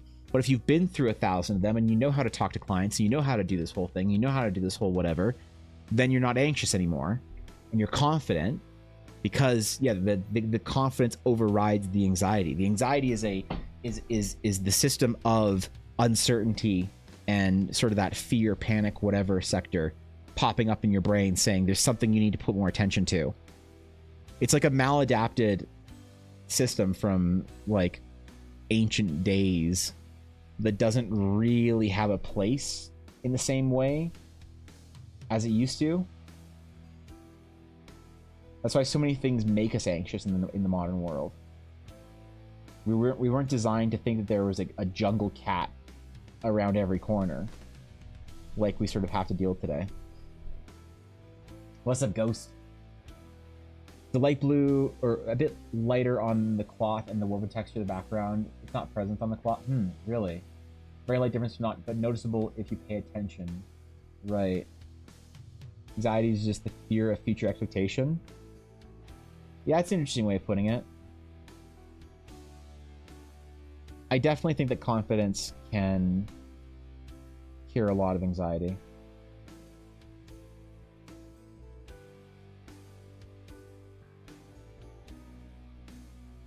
And there's certain systems that are sort of like built in with that.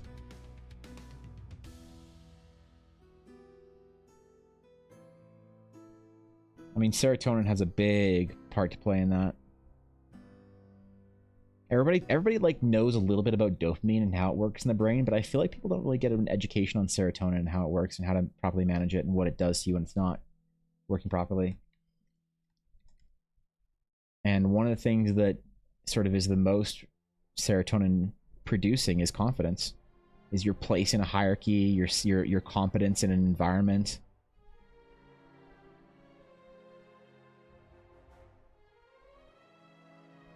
Creating a body of work for yourself that you know you can handle situations if they arise. That makes you less anxious overall, I think. But I don't know. I'm not obviously trained or whatever. I've made my assertions and I have my opinions, but you know, don't forget I'm just a dude. What the fuck I'm talking about. My expertise is in Cheetos dust formations.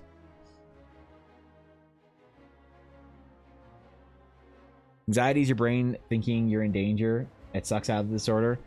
Yeah, I get it. I definitely get it. I don't talk about it a lot because I just don't want to on stream. It's kind of a bummer, but managing anxiety is something that I've had to learn how to do very well if I can. And I don't do it very well, I don't think. So it's one of the reasons why I'm trying to sort of like allow myself to have to gain a little bit more confidence to help manage that. I don't know. Maybe we'll share strategies. Maybe someday, Koi, if you're down, hop on Discord and complain for a while, and then figure out if we're doing it right. It's good, Nick. We're drawing Kitty Katara's character DJ, who is a Drake Warden Ranger mixed with a cleric. Yep. Also, your gut have to be on serotonin dose. My gut doesn't produce enough. Well, that's damn. There's that. Yep, that can happen too.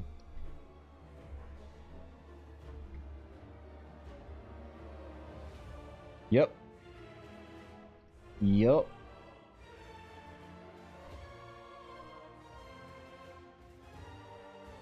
Or the case of anxiety being present whilst being in public and your anxiety playing games with your mind? Wait, what? What about in the case of anxiety being present whilst out in public and your anxiety playing games with your mind? Well, that's just untamed, in my opinion, that's just like unchecked, untamed, unleashed anxiety. That's what it does. It dooms scenarios. It tells you that you need to pay attention to everything. Like it tells you there's a jungle cat around every corner. 100%. Yeah, it's a lot of work to get through that kind of stuff. It's tough. It's a big challenge. Don't get me wrong. Oh, I think we're gonna do some gold accents in this armor. Oh, that would look so dope because we're going with the dark.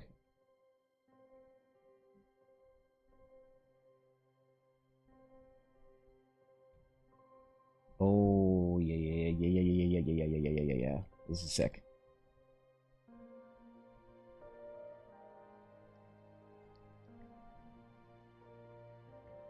The gold eye. Oh my god.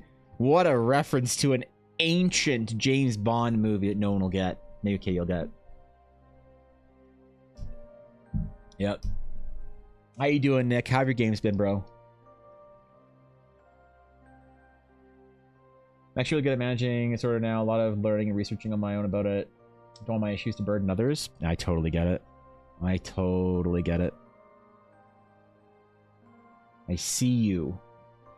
You are valid and correct. I understand the burden you carry.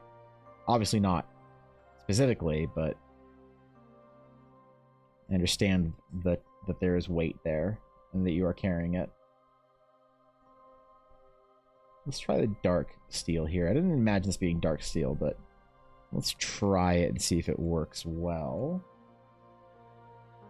And if it doesn't, I'll erase it and pretend it never happened and ban anyone in chat who references it.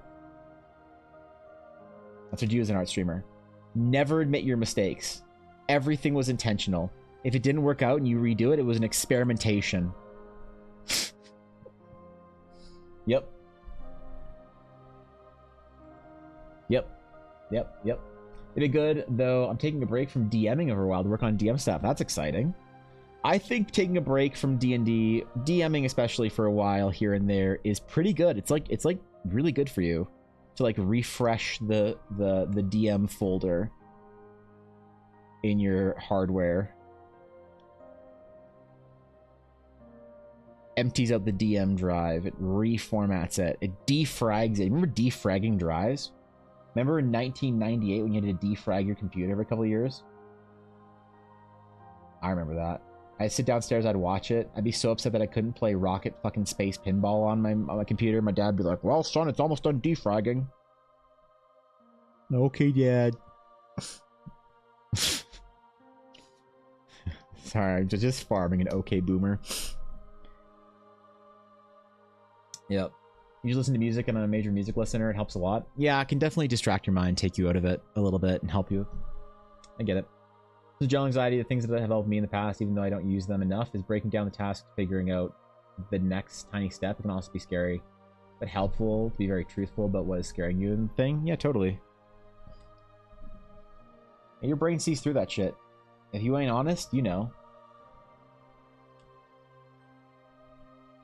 I think a lot of it too is also about sort of controlling what enters your mind. I think that the world will make you very anxious if you allow it. If you let it in. Right? Like let me give you an example. I was feeling really bad about a lot of things in the games industry for a while because I was sort of like all the YouTubers that I'd watch like video game news on all sort of like kind of got into the rage baiting doom whatevering, and so like I had this sort of image in my brain as to how like everything's just like going to shit, right? Watching the news made me very anxious.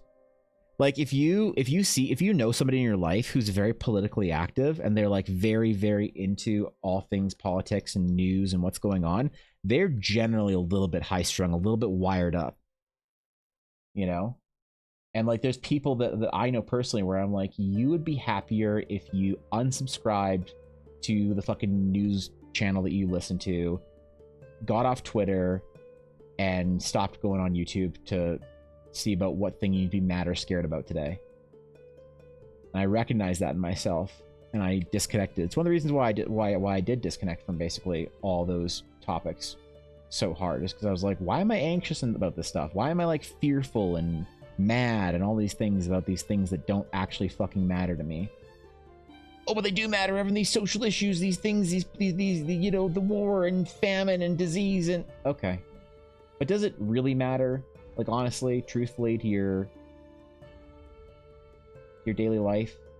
Change that what you're gonna do today? Not really.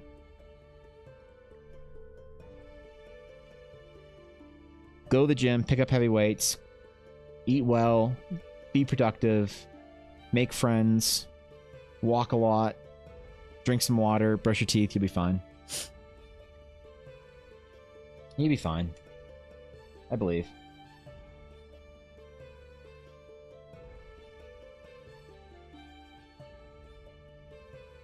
Yeah, you gotta be very careful about things that you let in, you know? Makes you ask how mental doesn't make me mad when listening to it. Calms you down. I've heard that for some people specifically. Friends of mine that I've known over the years with like ADHD and other things like that sort of like metal and other like very abrasive music honestly helps their brain focus because it sort of takes away the burden of focus away from their brain. That makes sense? I think it's very cool. There's a very cool meditation you can do for that. I'm not an expert enough to administer it, but I'll just let you know it exists. Surface drinks, I got constant breathing issues about it. Like a light panic attack when I'm having really strong doomsday spirals. Damn, bro.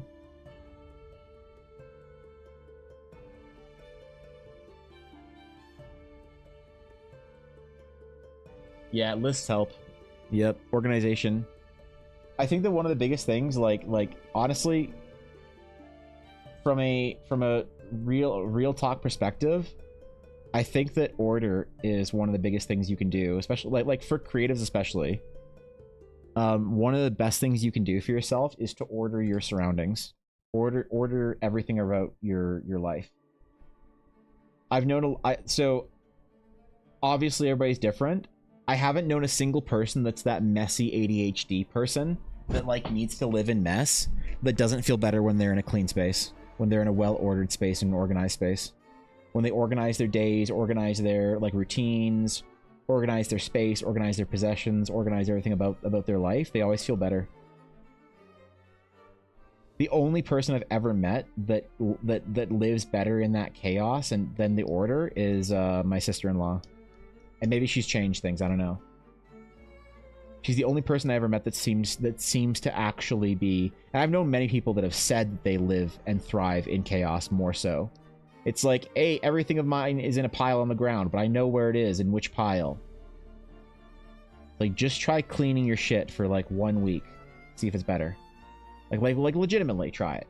And want it to work. Give it a legitimate effort. And see what happens. I don't know, maybe it'll work. Most people that I've known, it's worked.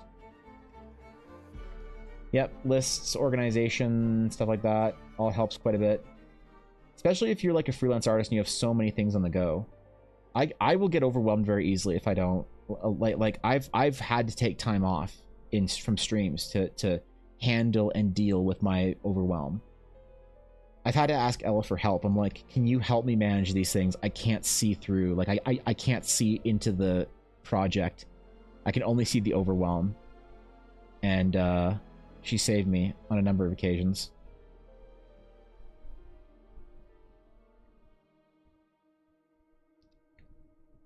So it absolutely is real. Also, if you look up ADHD music on YouTube, one of the top results is very calming for me. That's cool. That's neat. Yeah, background music is an important thing when I'm usually working. Like, it's actually hard on stream to not have my usual workflow music. I don't listen to this music when I'm not streaming. Like the music I listen to is very different. But obviously it's not DMCA, copyright, whatever, free, so you gotta do what you gotta do, man. I'm feeling way more harmonious in our colors, and I'm actually loving it.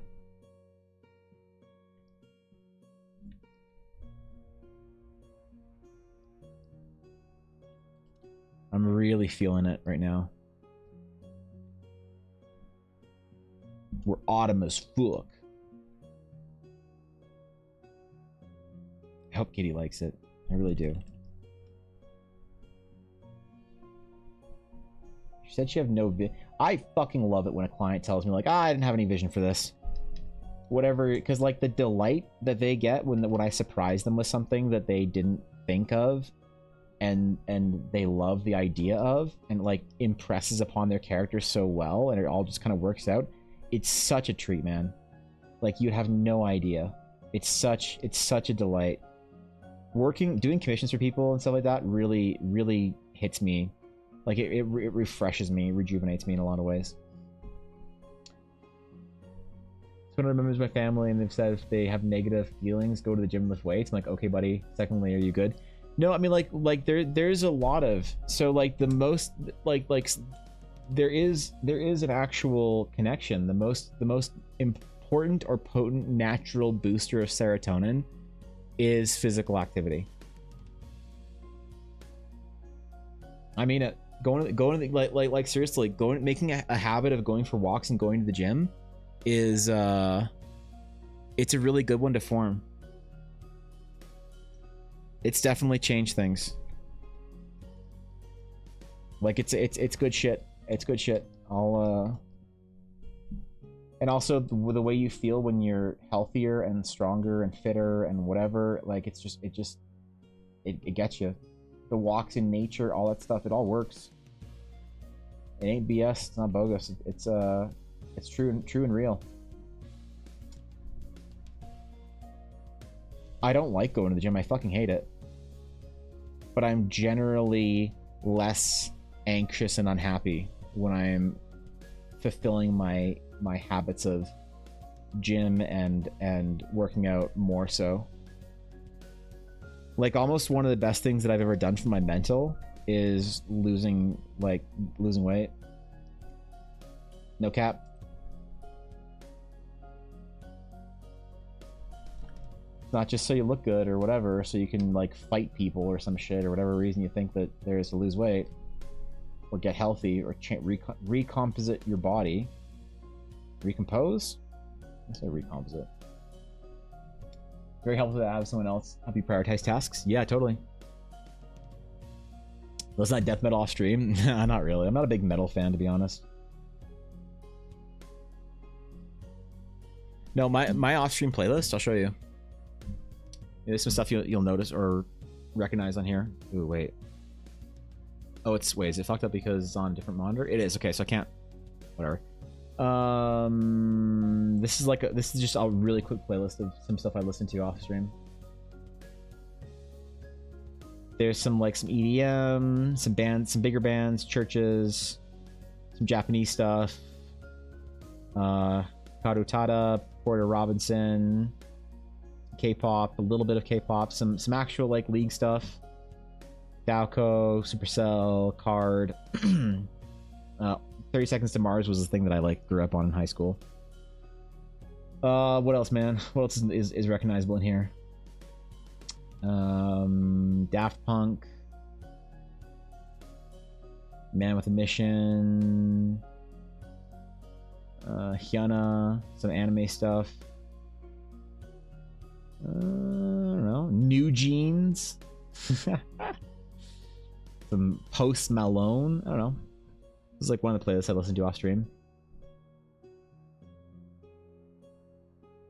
Listen to Slavic trap music.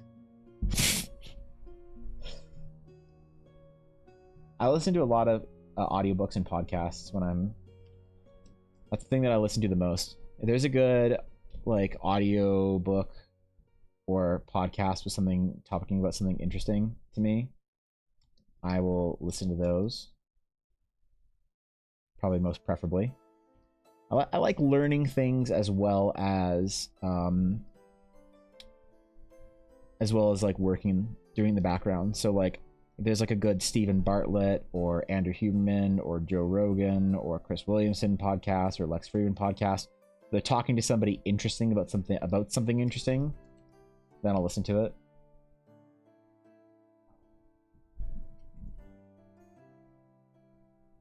A lot of stuff about optimizing health and whatnot is in there, so it's a topic I become more and more interested in. Back just snatched a tablet for a con in October. Or a table, Jesus. I use a tablet. Oh god, I read all that wrong. What convention? Not a big metal fan. Also, everyone plays Paladins whenever he can. What is Paladins? What is that? Is that a thing? Is that a band? There's some serotonin thing, but you condition your body to the point where even you're feeling negative. Wait, even whenever you're feeling negative, you have a feeling of needing to go to the gym, if you understand what I'm trying to get. Oh yeah, I mean, like, you don't, I don't think that happens that way. It's not like, oh man, I'm so sad, I guess I have to go to the gym now. I think that's like that's a bit of an extreme case. That's like girls being afraid of going to the gym because they don't want to get buff and like huge and whatnot. It's like, I wouldn't worry about that. I think generally going to the gym and doing healthy stuff and moving and being active is not, it's not like a crutch. It's not like you're going to get relied upon. And like, let's say it does form a crutch. It's a whole lot better of a crutch than your desperate need to go play League of Legends whenever you're sad. Like, let's be fair. Coping mechanisms are a thing humans build, and if your coping mechanism is going to the gym, I think that's a better one than like playing a video game. Like for me, my coping mechanism for a long time was playing games. And it's kind of glad to cut that habit a little bit. Why? Wait, what? Why is that restricted? What the fuck? Character class jokes paladins wear heavy armor. Oh, I see. Why is that? Hello, automod? Maybe the word. I don't know. I don't know what word that could possibly be that automod had a problem with Garthen. I see you're holding an ice pack to my face because I just got tagged a dozen times by red wasps. Ooh. That's scary, dude. Wasps are a pain. I don't know what a red wasp is, but I'm guessing it's like a worse wasp. I'm sorry you had to deal with that. That sucks. Fucking blows. I'm guessing it's larger and angrier than your regular wasp. It's just a assumption I'm making here. By adding a hidden letter to armor's suspicious behavior? Yeah, maybe. Automod's like, we're American here. You don't add you to armor. Yeah, I'm sorry, Automod. That's a weird one. They're bastards? Yeah, it sounds like it. Wasps are all assholes. I used to have this like deep fear of bees. So I got stung by bees and wasps when I was young. And I used to have this like terrible fear of them. But there's a ton of bees around where I live, and they're chilling, man. They're just chilling. They're so cute. All them little sweethearts going around, pollinating stuff, flying around, buzzing around me. I got no problem with them now. But wasps, a bunch of dicks.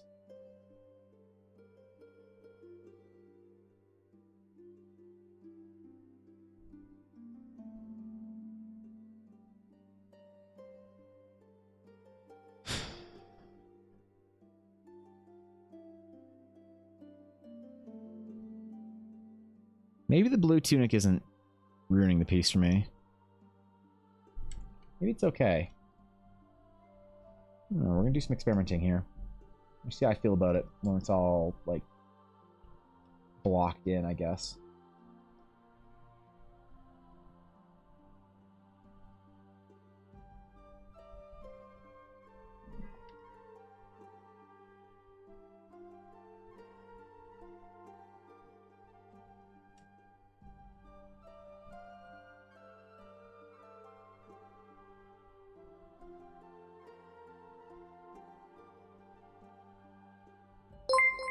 Alright, I like this. This is not bad.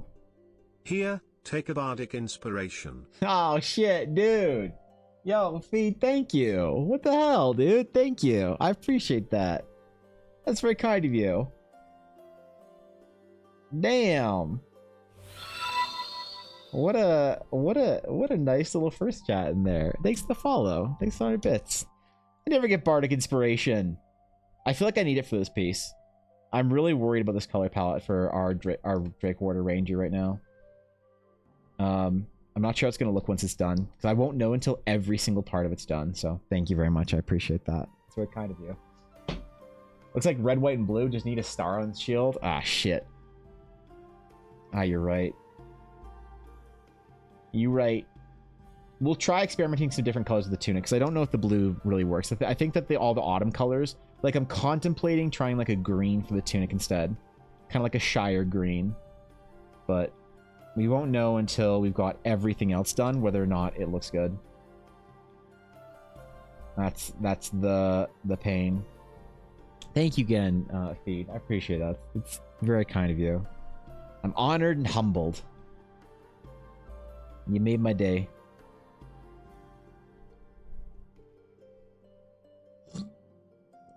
Okay. I think the egg is a specific color. I kind of think it's turquoise. I don't remember. I don't remember entirely. So we're gonna need to figure that out. Our stick. Our stick. We're gonna go with sort of our darker brown. And then we'll, because this is supposed to be a chair leg, don't forget. Used to shillelagh. One of the strangest spells in all of D&D. But I like weird shit in my D&D game. Like, you have a rendition on an Assassin's Creed character? Oh, yeah? Anyone in particular? Because I haven't kept up on Assassin's Creed since 2. I played the ever-living shit of Assassin's Creed 1. And then I played the ever-living shit of Assassin's Creed 2. And then the third one I didn't play, and I haven't played a single one since. The only one that actually got me like interested was there was a well a couple, I guess, that got me interested. I found the Revolutionary War one interesting because I like American history. I think it's cool. More interesting than Canadian history, that's for sure. Opinions are opinions, all right. Don't leave me alone. But that looked cool. Black Flag looked cool because everybody said it was so good. And then the one that I really thought was cool was Origin, because it was all like ancient Egypt or whatever. But no, I don't really know much about Assassin's Creed in the modern day, besides how much Ubisoft blundered the new one with the whole like fiasco of the characters and shit, and then the Japanese government being like, the fuck's going on here? That was kind of hilarious, the whole thing.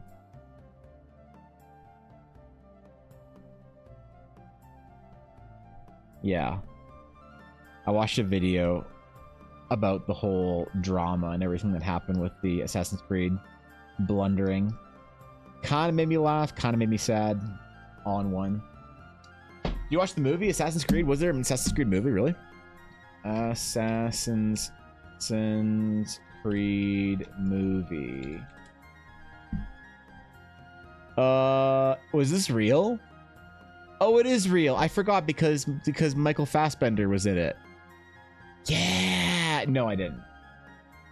No, I remember. I forgot about it completely until this moment. I remember it now existing, and no, I did not watch it. Unfortunately.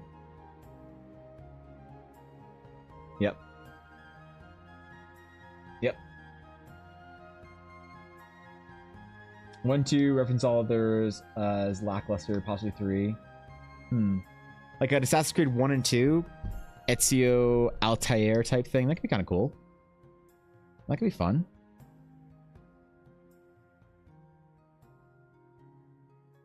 Maybe kind of unique. Yeah, I don't know. I'm sure I've drawn like an Assassin's Creed character. I mean, at some point, like for... Oh, you know what? I totally did for an art school project. I remember it. I did an Assassin's Creed style sort of like character while I was in art school. And I remember I failed that assignment because my instructor hated it. She was like, no video games. Like, but that's what I want to make. No video games. Okay, I'm sorry. She gave me a very low grade on it. Bitch.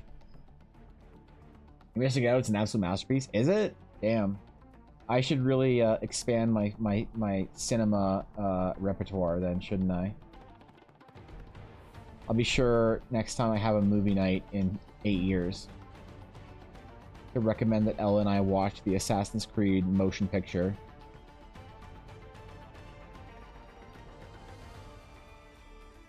instead of watching Star Wars Phantom Menace again.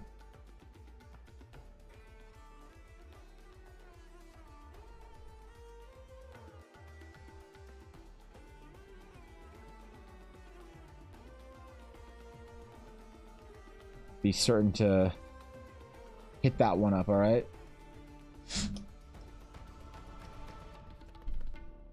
Appreciate the advice, Cobalt.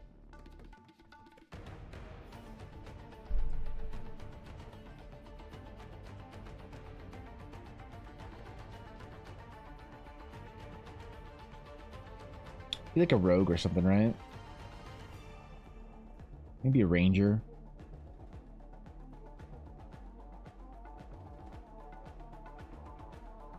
We could try it. Why not? Why not? Do some fan art for the next good Assassin's Creed game that comes out, whenever it comes out. Start the movie, then play every Assassin's Creed game as a palate cleanser. Oh, really? All of them? Even the bad ones Thorkin hates?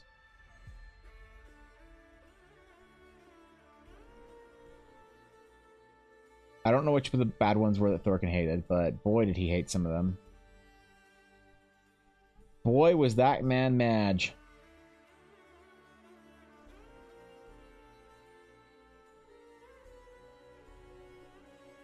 He certainly was.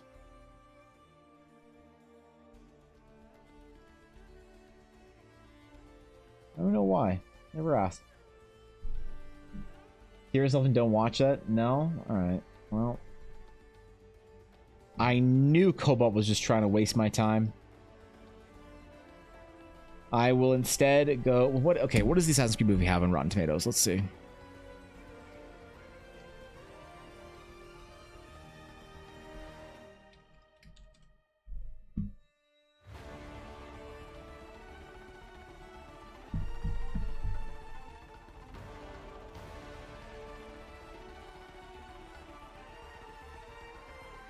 Oh boy. 18% critical, 45% audience. Oof.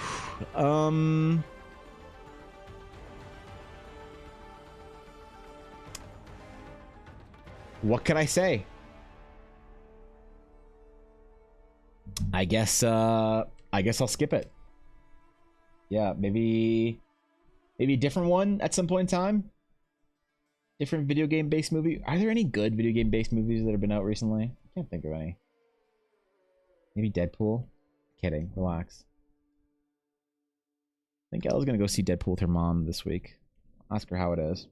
If I were to discover your setting, how would you resume it to me? Resume it to me? How would I pitch my setting? I would say that the Realms of Eldara is a sort of multi-world fantasy setting that has different vibes and themes and sort of subgenres of fantasy depending on the world that you're in. So the world that I developed right first, or that I'm developing right now, Teleria, is very sort of classic fantasy, very Lord of the Ringsy, very D&D, whereas something like Thorash is very much more into the Monster Hunter realm. My whole ethos on trying to develop my setting is to try and sort of figure out what the classical inspirations and mythological inspirations were behind fantasy ideas, and then how to redesign them and redevelop them in interesting ways. Because my whole problem with modern fantasy is that a lot of it's very like self-referential. But the actual sort of physical kind of like setup for the setting is, imagine that you have like the moons of Jupiter, and all the different moons are different worlds that you can go adventuring on, and there's portals that take you between them, and so you can jump from one planet to another planet, and you can see them all in the night sky together, and they're all very sort of tangible for each other, or to each other. It's not like different realms are different like planes of existence. They're all like physical locations. So a place that would be sort of similar to the Fae isn't through a magical dream door. It's like literally in the sky and you can see it. And yeah, I guess it's the best way of doing it. I don't really have a good like 5-minute pitch for Eldara yet. I've been trying to think about that for years. I feel like I need to develop more worlds on Eldara than just Teleria before that can really feel like it's a reasonable description, you know what I mean?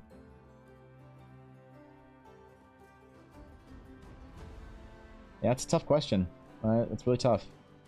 It's very hard to condense all of your sort of world building and ideas down to like one small, you know, concept, but it's necessary. If you can't do that, you'll never get anyone interested in your setting. It's a thing I plan on wrestling with quite a bit when I actually publish the first adventure. Pretty quick here. What to say about the Realms of Eldara, you know? How do you convey it in very little text, in a little blurb on top of a booklet or something like that? Deadpool is good. All right. Sick.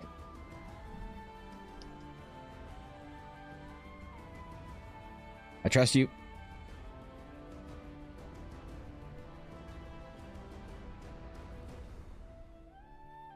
Haven't been to a theater to see a new movie in quite a while.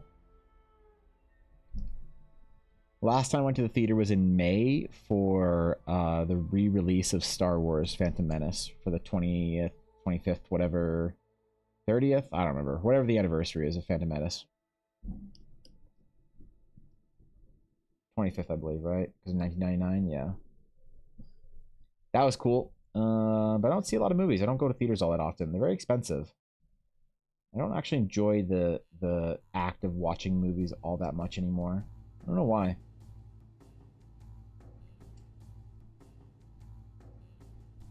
I used to love going to the theater. We'd go see stuff after school with my friends. Go see the new movie, the new whatever.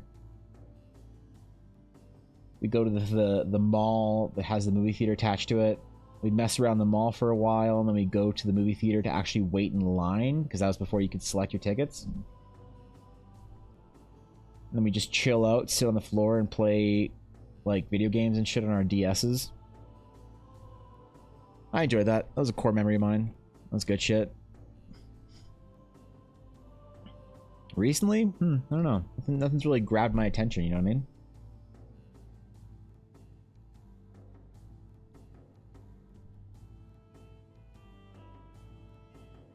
I did want to see Dune in theaters, though. I never did, for no good reason. Watching Deadpool and Wolverine on the 6th. Ooh. Tickets here, at least the one I got, is £6 for a ticket. What's that, like 10 bucks? That's not bad. Pretty good. No, going to a movie is expensive here. It's like, let me see. Let's go into the city. Let's go to the big theater in the city. At Chinook Mall. What the fuck is the movie theater there? Movie theater. Cineplex? Alright. Standard, let's go. 2:20 p.m. Let's see how much the ticket is. Go see Deadpool and Wolverine. I do not want to log in. Thank you. Get ticket. Oh, you have to log in. Oh, well, there goes that journey. We got abruptly ended right there. Rip. I don't know. I always feel like going to movies like 40, 50 bucks for us. The tickets are like $20-ish each, I think. Canadian. And then if you get any snacks or whatever, it's like another $25, I think, for... I'm pretty sure to buy a popcorn and 2 drinks and a candy, that like main combo, I think it's $25. So, regardless, going to see a movie is like a $50 to $60 endeavor for Elle and I now. It's one of the main reasons why I stopped going to see movies, because they just got so expensive. But there's like there's like some small theaters, like old theaters in downtown Calgary I was thinking about going to that show like old movies. Like one of them was showing this old Japanese movie called Paprika or whatever. It's an old anime film from the early 2000s. Like, that's dope. That'd be kind of cool to see in like an old school theater. Dune has to be in theater. Dolby if you can. Yeah, Guapo said the same thing. He said the exact same thing, that the Dune has to be a theater experience, and I feel very unhappy that I missed out on it.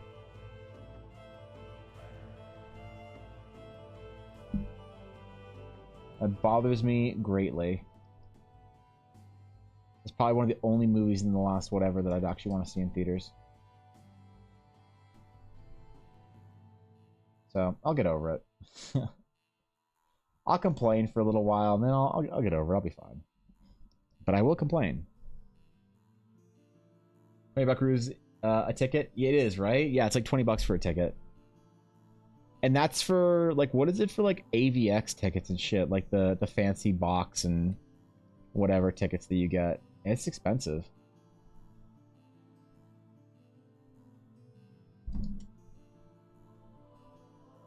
That shit ain't right, man. It's too much. I mean, whatever, but... still go see movies once in a while, I guess.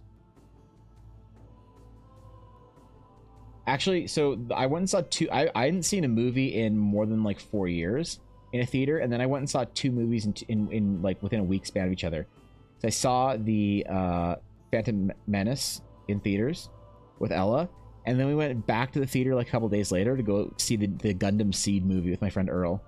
They were doing, like, a random showing of it for some reason, for, like, one day. And so we went and sat in this dark theater with, like, 4 other Gundam fans to watch this silly movie. Which, I'll be honest, was not good. Was not good. Then again, it was a Gundam Seed movie, so what do you expect? I'm more of a Universal Century connoisseur. Not that anyone here knows what that means, but just trust me. Some nerd somewhere on the internet thinks very highly of my opinions about Gundams. $6 in US is $7. Yeah, so like $10 Canadian. Yep. It's like about $10.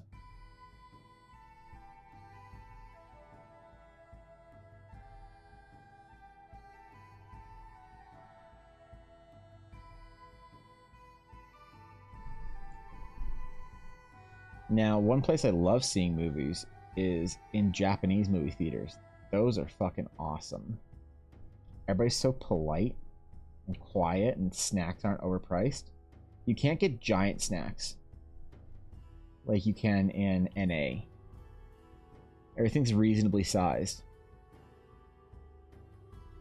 Oh, actually, man, I did see something in theaters like 2 weeks ago. Not a real movie theater, but I went and saw this silly thing in this like dome theater at the science center thingy, like a week or 2 ago. Ella's mom got us all tickets, and we all went to see this really artsy thing, which was terrible. No, it was. I don't know what else, like we went to see it with these with some friends of Ella's mom. I don't think they liked it. I think it's a bit artsy for them. I thought it was cool. It was like cool visuals, remind me of like old school video games. But it seemed like a lot of people were walking out of there like, I don't get it. This is awful. I didn't like it. It reminded me of like old PS2 graphics. I thought it was fun. A fun little outing. So I guess that counts, kind of. I don't really register it as counting because, you know, it was not a real movie theater, but I guess it still counts, right?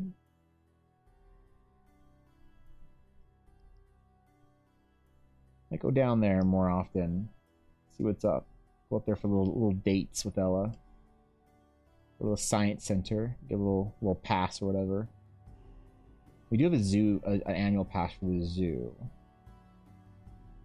So we like going down there. Ella goes with her friend every once in a while. And her and I will go get our steps in every couple weekends. And it's right beside the like science center-y type place, so it'd be kind of fun. Almost closer to 30 now for the theater near me. Well, I haven't gone to movies in a year. Yeah, it's okay. So it is legitimately $70 to go see a movie, right? It's legitimately like, oh my god. right? It's so expensive, dog. Like, how, what? It is more than $50. Like, dude, I know it's like such a thing, like old man yells at inflation.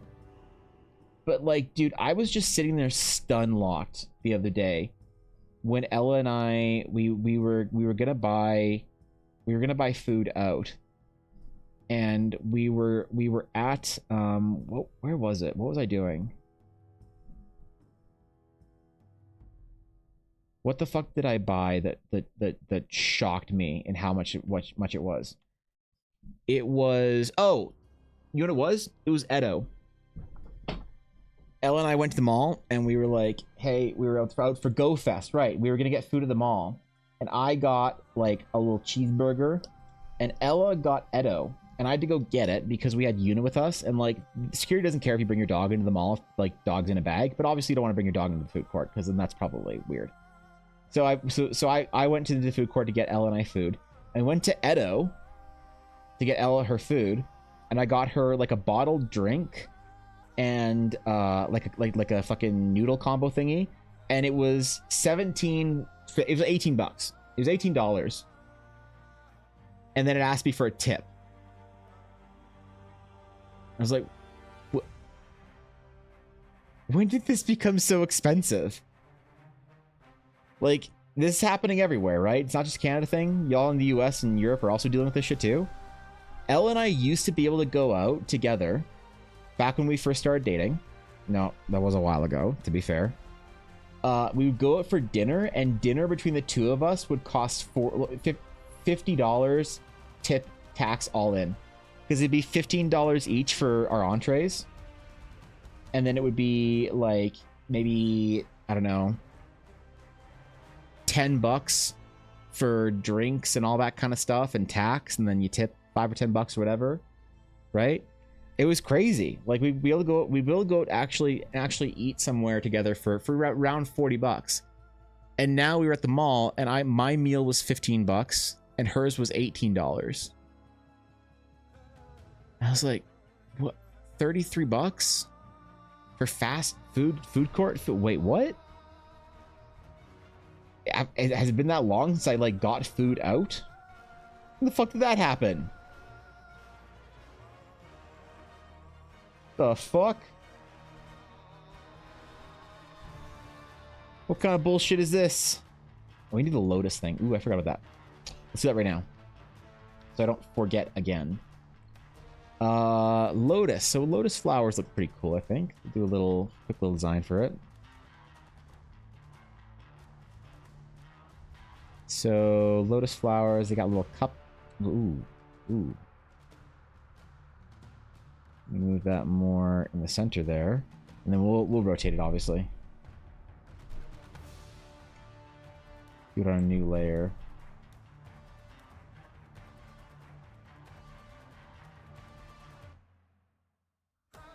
Do that, and then we'll do a little of that, and that, and that. A little simple holy symbol design right there. That's kind of cute. You ever watch American Werewolf in London? No, I'm not sure what that is. These are tips mandatory? I don't know. It's like, it's weird. Tipping culture is so weird. It's getting out of hand. It's getting out of hand. Like if somebody does me a service or something, I'm super happy to tip.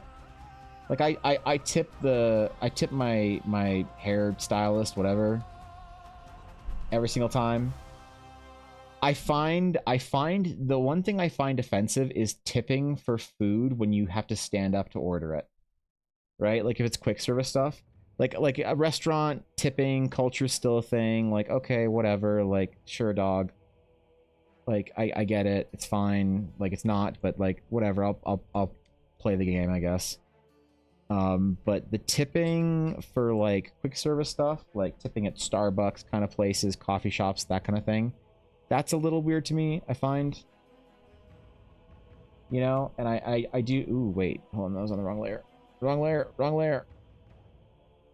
There we go. Yeah, man, I don't know. It's really weird. I'm pretty against tipping in the current format that it is. It's gotten a little nuts, a little out there. Right? Like a 7% tip on a bill is fine, but the idea that you have to tip at like 15% or whatever, or 20 or 30, it's like, that's kind of crazy. I don't know about that, man. I don't know if I can handle that one.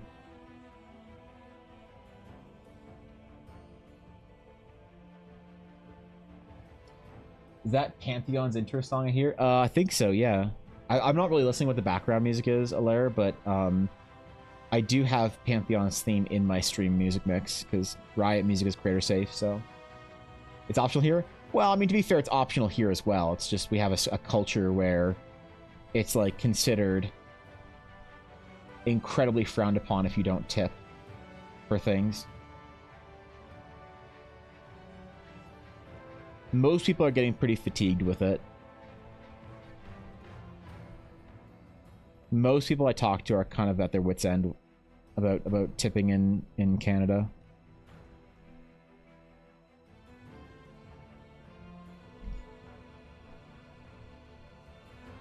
Like I went to this coffee shop with Ella where they have these really good donuts that this like local company makes, and they like have them at a couple places, and this coffee shop's one of them. And Ella orders herself a coffee, and I get a donut. And I remember the tipping. They turn around the thing, the little panel thingy, to like confirm and whatnot. And the tipping option was 17%, 27%, and 35%. I remember it exactly because it was 17, 27, and then for some reason not 37. It's like they thought they could get like by with 35, but not 37. I thought it was kind of weird. But it was 17, 27, 35.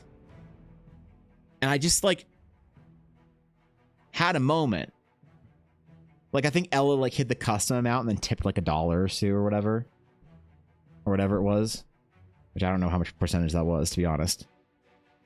But like,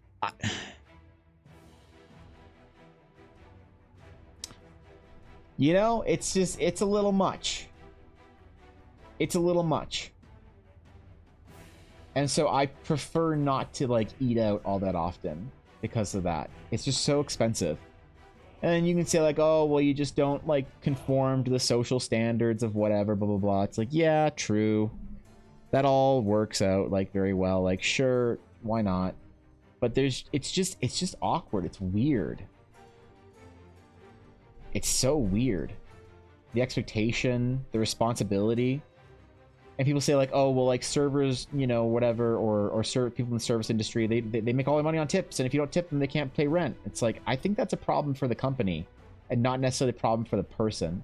Like, I sympathize with people who work in the food service industry, and I don't have anything against tipping. It's just the way it's gotten out of hand. Like, I'll be very honest, the majority of people who I do commissions for tip me. And I'm not putting any pressure on anybody who gets a commission from me in the future. I never expect it. It's always something super sweet. And people have paid me my rate, and I don't charge less than my rate. But the majority of people who commission me to do something will include a tip when they send their payment. And it's always very sweet, and I'm always just like, you're crazy, whatever. And I tell them like ahead of time, like now, hey, this is how much, like whatever, this is the rate. That's good. We're good. We're like, I'm calculating all the costs in. And all that shit. But so like I get it, and I get it for service things. If you think somebody's done a good job and you want to like whatever, like that's fine. But it's the level to the extent that it is now, where it used to be if you buy something for, you know, you buy something for $10 and you want to throw in $1 tip, like, oh, that's fine, that's nice, like I appreciate that, I think that's cool. But the idea that now that like, oh, if you can't tip 25%, you can't afford to eat out. Like, we don't want you at our restaurant. That to me is a little crazy. And so I don't participate in that all that often. I don't go out to restaurants all that often anymore, sort of because of the crazy tipping culture and social expectations and whatever. You know, I went out for dinner with somebody in our family, like for a birthday, like a year or two ago, like after the lockdown and stuff like that. And I remember watching them do the billing and whatnot, and I glanced over, and they wrote down, it was a $300 meal, and they wrote down the tip they wrote down $100. And somebody had said to them, whoa, that's a bit of a generous tip. And she just kind of shrugged and said, that's what they expect now. And I just sat there like silently, kind of like I glanced over at Ella and she kind of like raised her eyebrows and we just had like an exchange of holy fuck. But I was like, wait, is that true? Do people expect that? Like, it's just crazy, man. I got a lot of sympathy and a lot of love for people who work in the service industry. But it is crazy that I can go to Japan and spend $10 on the best bowl of ramen you've ever had in your entire life. And that's it. That's it. That's the price of it. So like, who is screwing with the system? Is it that restaurant owners are too greedy? Is it, and they don't want to pay their employees, they want to shift the burden of payment onto the people? Is it that the rent is too expensive and, you know, retail investors need to stop charging so much for food service? You know, is it that material cost and shipping and stuff is too expensive and the actual cost of food is like too high? And right, like I don't know, like for us to have this system where we have to tip, meanwhile I go to Japan and I shit you not, the best bowl of ramen you can get is probably 1,300 yen to like $10 US. It's like, how are they doing it in a way that we cannot? What is going on there? Okay, let me real quick just check. I need to check something in our DMs for the egg. I need to see all instances of dragon's egg. Wood shield hovers over her. Dragon's egg technically is a dragon's heart, but looks similar to an egg sticking out a bag. Piece of broken wood. So I don't see any coloration requests for the egg. I don't, but I remember her talking about something turquoisey. I don't remember why.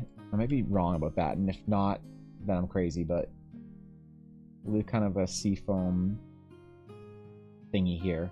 I'll ask her specifically about it. When I was in the US, Seoul was mandatory. In the US, tipping here is optional, but 20% has become the norm in many places. Yeah, true. Which, like, it sucks because I get my haircut, and it's like $50. And if I'm supposed to put a $20 tip on top of that, like I haven't changed the amount of tip for my haircut in a while, because they've increased the price of the haircut over the like 10 years I've been going to that place. And they're like, oh, inflation, whatever, this and that. It's like, oh, it's a shame.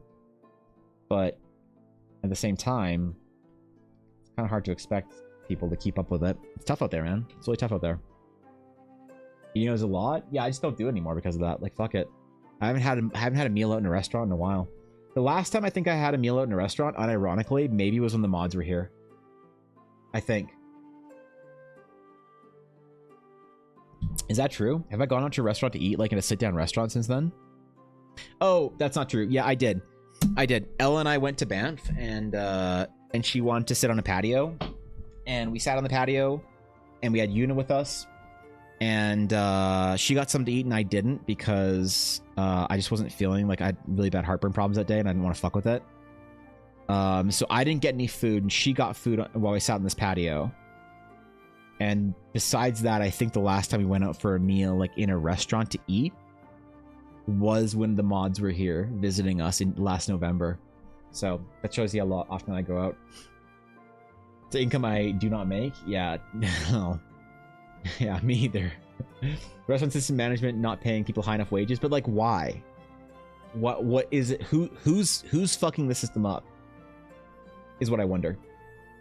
Going from paying $8 to $15 over a span of 14 years at my hairdresser. That's pretty good if you can get it for haircut for $50. Restaurants make about 3% net profit in the US with the lower wages for wait staff. The cost of not just food, but utilities, taxes, miscellaneous supplies, maintenance has all gone up considerably. Yeah, so that's interesting, Moose. Like, I wonder what the problem is. Like you say everything's gone up. Okay, so what's the solution?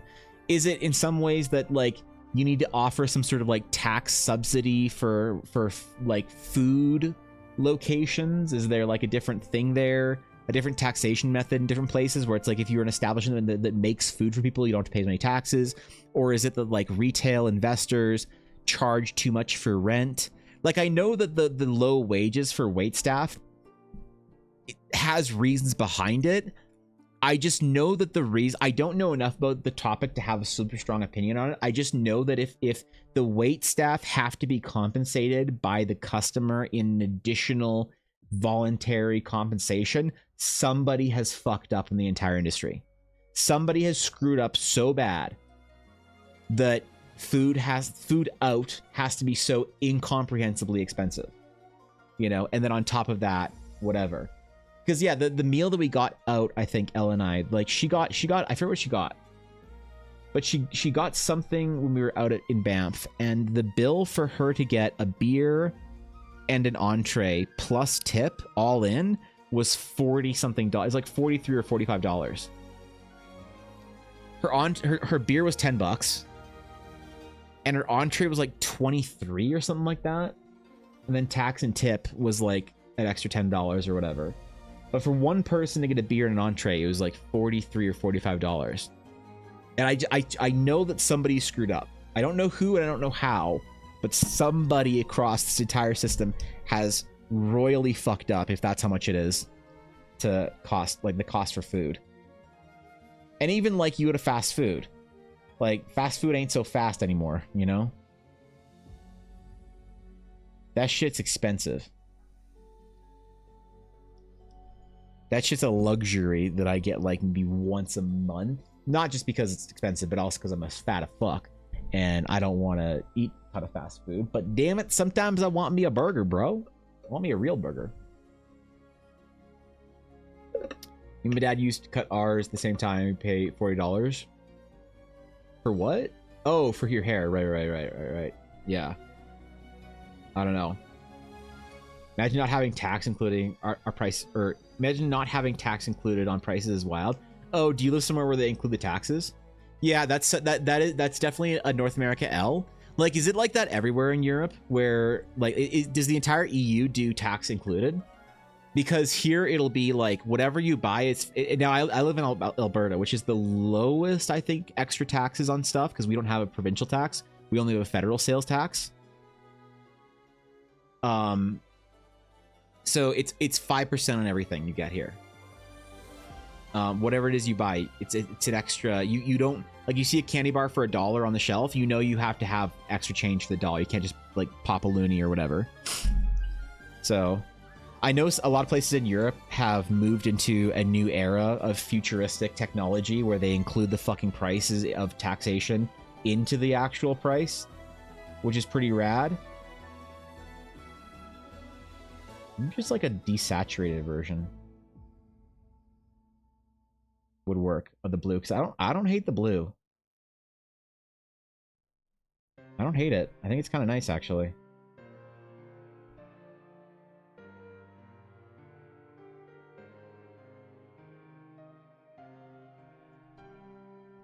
Yeah, I think it's actually pretty dope. I'll be real. I think it kind of works, you know?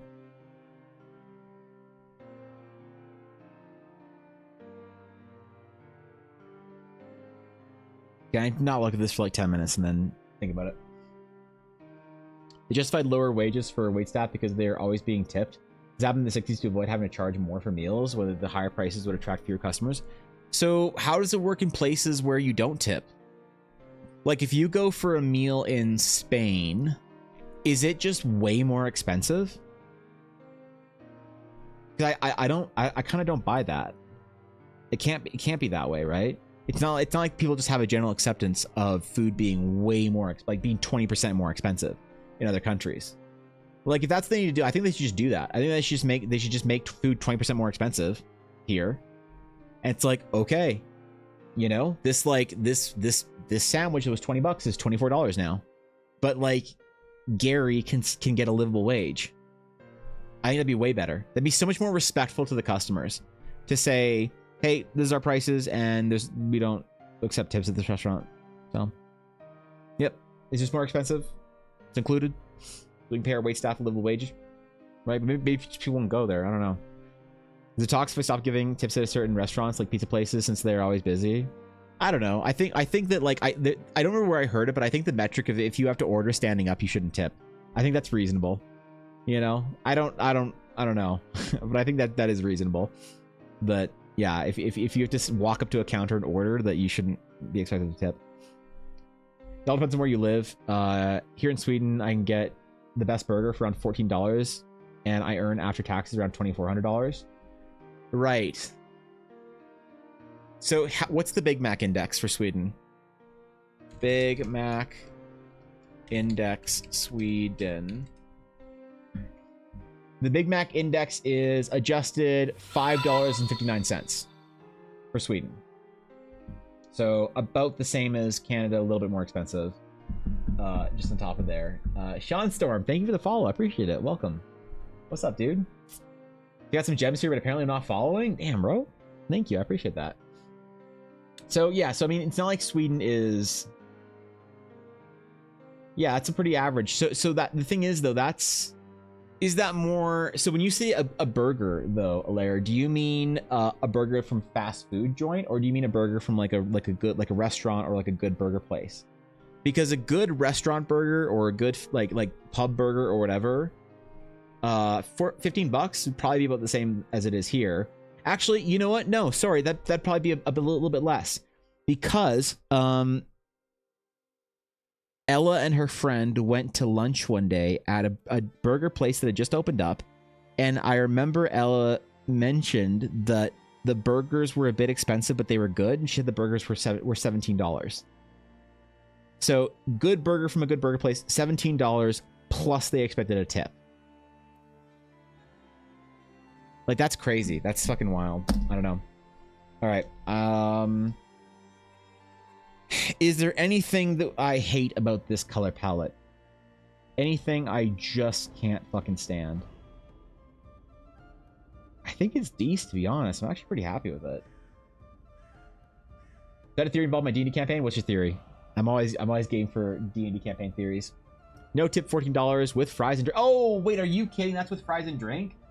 Okay, so here's the thing. $15, fries and drink, whatever. Yeah, that's about how much a fast food burger is here. That doesn't require a tip. But from a good burger joint, fries and drink and everything, you're looking at $20. You are for good. I mean, I don't know. Actually, hold on.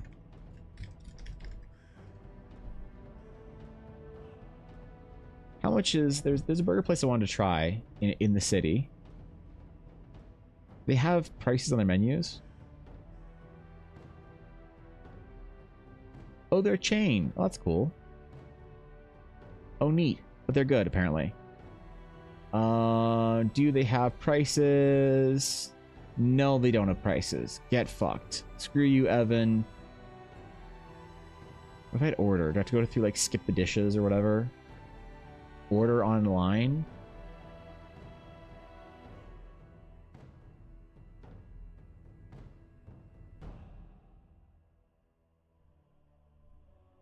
Okay, where's, like, a basic burger? Double bacon burger combo. $19. Yeah, $19. So why is Una borking? Why is she turned into a Karen? Crazy, man. Fucking crazy. Context is that my character hates his father, Light Yagami, due to his actions from Death Note. The theory is that I take the victims of Light's actions and reincarnate them into members of the Uchiha clan. Give the morals and principles of my character so any criminal wouldn't cause any issues. Rebrand them as the Yagami clan. How would I do this? I need to collect the Dragon Balls? Damn. You need to subscribe to fucking Crunchyroll is what it sounds like. That's crazy. That's what I think. That's what I think your character needs to do is get a Crunchyroll subscription. They seem like they're halfway there. They already got that Funimation subscription. They need to get some more indie anime in their backstory. That's my jam. Not enough belts. Yeah, you're right about that, Moose. She only has 1, 2, 3, 4 belts. True, you're right. Sub 6 belts not acceptable. Yep. Fast food been going up in prices. Hero restaurant food hasn't increased too much. Yeah. Man. I still think it's way better the way you guys do your tax and stuff included into the prices. It clears NA by a mile. Okay, I need to go check on Yuna because she's being a Karen. I don't know if you guys can hear her borking, but I can hear her borking. So I'm gonna go grab a new water. I'm gonna figure out why she's borking. And when I get back, we'll see if the color palette's good or if it is, we'll send it to the client. Be right back.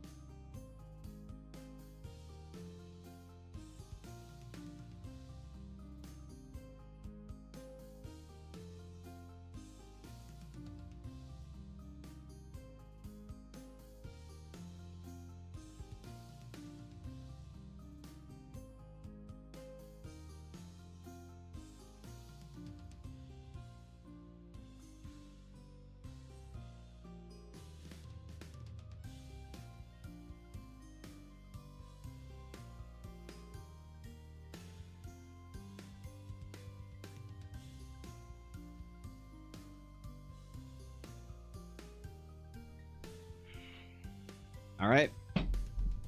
All right. We've procured it. We have procured it. Boys, we need to figure out what the fuck was the problem with her. Yuna, why were you being such a Karen?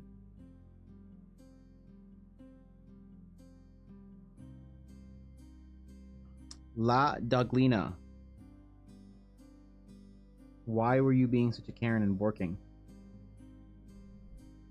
Don't just pretend to be all sleepy now. Don't close your eyes.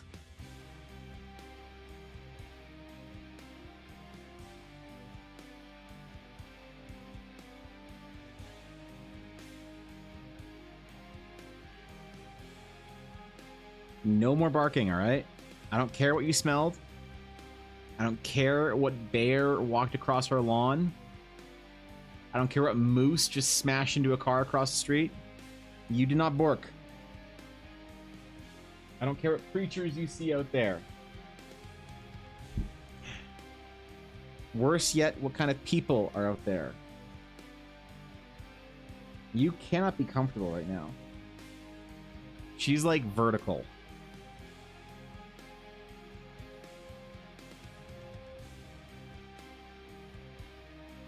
You be a good girl, okay? I'll put you down in your little blunt bundle blanket on the floor next to me. I expect you to be a well-behaved, well-mannered, proper lady. Not a goblin, not a gremlin, not La Goblina. Okay, she's gone. Why are you so soft?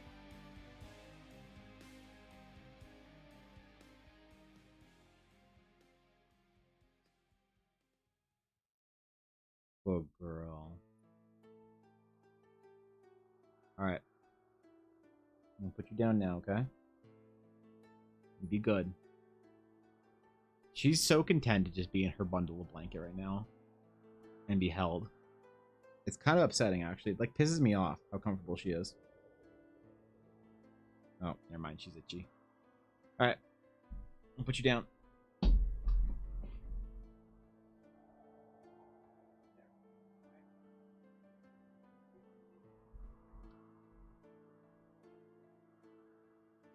Go ahead, lay down. No? You want your bed? Oh, okay. She wants her bed up here. That's fair. That's fair. Okay.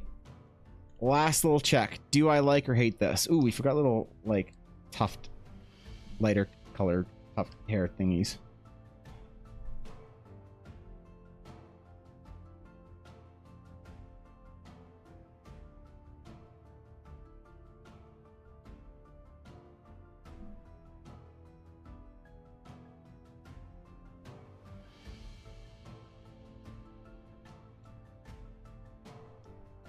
There we go. That's cute. I think I like it. I think I like it. I don't think we can change it. I think this is the color palette we're going to go with. I think this one we're going to send the client for approval. Shield seems flat compared to the rest of the drawing, TBH. Yeah, and it needs lighting. There's no depth to things like the spears. They're not like...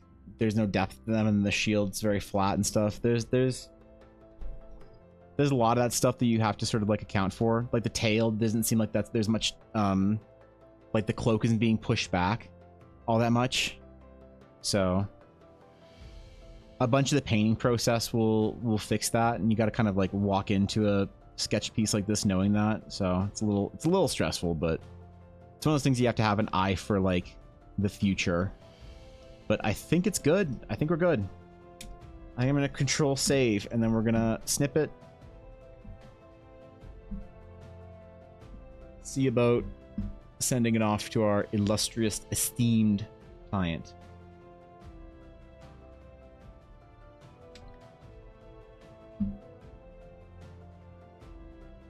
We'll see what she says. Oop, Jesus, unihair all over me.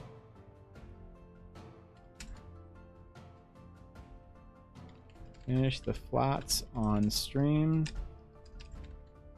to give us an idea of the general vibe. I wanted to go with mostly warmer colors, complement her hair slash tail, ears slash tail. Is there anything you want changed or anything I missed the color of in your description? Couldn't remember if we talked about the egg heart color. All right. Was TikTok farmed? TikTok was farmed. Actually, let's see how it looks. That's a good point. My favorite part of drawing anything on stream now is going back and looking at the recording. I just need to give it a second for the video to formalize. But like, so I've recorded multiple portions of this in, like, I've zoomed in on lots of different places. So the TikTok's going to be pretty cool, I think. Right? It's going to be like bouncing around and zooming in on all sorts of different locations. It'll be a little different than what I've previously done. Not every last detail was captured, but every time I was like willing to work on it for a certain amount of time, I recorded the process. Or like this was the first bit of line work. Oh no, this was still a sketch phase.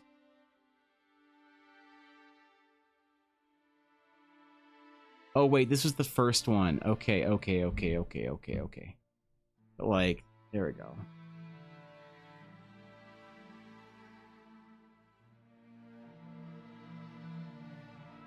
concept sketch. And then today, here's what we did. All right, ready? Go.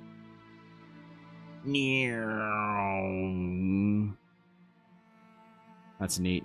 Didn't see the weird different cloak colors all that often, or changing all that often. I thought it'd be more dramatic. But I guess we got it done pretty early on the day, so that's rad, dude. And then the little puffs just pop up at the last minute, right there in her ears. That's cute. That's a fun one, man. That was good. We'll see what Kitty thinks, and I kind of want to limit commissions to 1 day a week on stream and spend the rest of the time doing stuff for the adventure. So we'll see what she thinks, then probably might do this off stream. I don't know. Might do it in an evening then, but I want the daytime streams to be commissions like mainly once a week. Oh, and I also forgot to paint in this. Just leave that for myself as a reminder. With a little red dot on it, or a bright red dot, so I remember to do the flat for it, so I don't forgore. When can I buy the Eldar adventure? So the first adventure is going to come out soon, and it's going to be free in the Discord. So all the PDFs, all the maps, all the images, it'll be free for I think guild subs in the Discord. So $5, I guess, if you want to. You got to put it on the price in the sub included on there. But I want it to be a thing that is some value back for all the subs that have been a part of the journey for all this time. And then there will be a physical version of the adventure that I'll be doing all the printing myself, and it's not going to be intended as like a product. It's a thing that I'm making, but it's not intended as a product, because for the physical copy, it's very expensive for me to do prints, and I do my prints at a very high quality. Now, I've just recently got a new distributor on paper, so instead of it being $10 a sheet, it's going to be a little bit less. But still, prints are still going to be expensive, so I'm going to be doing like a couple of physical limited editions, basically, for a couple people that have requested them and said, like, cost is not an object for me here. And I'm like, sure thing, because this is going to be expensive. It's going to be like a lot of prints and a lot of stuff I'll put in one thing. But that's all going to be physical copies of the artwork, all signed as first editions, whatever. I'm only going to make like probably 5 of these, and I'll probably keep one for myself, probably give one to Dashto because he did all the music, and then I'll have like 3 available for whoever. I know 2 people wanted them. I guess 3 if Atari wants one as well. So and then I might make more non-first editions later if I can find a way to do it less expensive. But then that's going to be a proof of concept to show that I can make an adventure, and it's going to be a lot of fun, hopefully. Because I get a lot of people saying things like, I never get offended, but I do have people saying like, oh, cool, you're doing an adventure, Evan? Who's writing it? And I'm always kind of like, well, me. What do you mean, who's writing it? It's like, oh, I thought you were an artist. It's like, what does this mean? I can't write an adventure? What the fuck? I've been writing adventures for the last 20 years, you know? So I want to prove of concept that here's what an adventure looks like. Here's all the maps, the tokens, the actual adventure, magic items, cards, badges, all these things that come with it, all these cool things that come with an adventure that I normally make for my players. Here it is as this like packaged thing of PDFs and whatever in Discord. And then the World Anvil wiki for any sort of like reference to lore and stuff. You need to look anything up, pop over to the World Anvil wiki, and through the adventure, on the PDF version, there's going to be links. When I list a character like Lady Rosa Breyer, you can click the PDF and it'll take you to Rosa's like information of her wiki entry on the World Anvil. So there's stuff about her and about all the places you're going to if the DM needs to expand more on it. So I'm formatting it as a digital adventure, more so. And then I'll have a print version that doesn't have those links and doesn't have the wiki. I mean, that would be crazy if I also included all the wiki in there. Maybe I should for the first editions. That'd be a lot of pages of lore, but it could be kind of fun. Actually, maybe I just get it printed at Staples for like $5. That'd be kind of fun. I need to format in my Google Drive or Google Docs, but regardless. And so once I show that I can make a cool adventure, it's like, here's what I can do with just the support of you guys coming to my stream and subs and whatever. You know, it's like 3 maps, 10 tokens, 8 magic items, 5 pieces of like illustration, 20 pieces of sketches, whatever. And then I want to eventually make, so this is a prologue. It's not a necessary part of the adventure. It's the first place the adventure starts, but the first adventure like episode 1, will be starting at level 3, and that's something that I want to do a formal Kickstarter for later on. So I want to show off, here's what I can do for free, and try it, see if you like it, proof of concept, hope you have fun, and then show people, like, if you liked that and that's what I can do without funding, imagine the kind of crazy shit I can do with funding for a Kickstarter.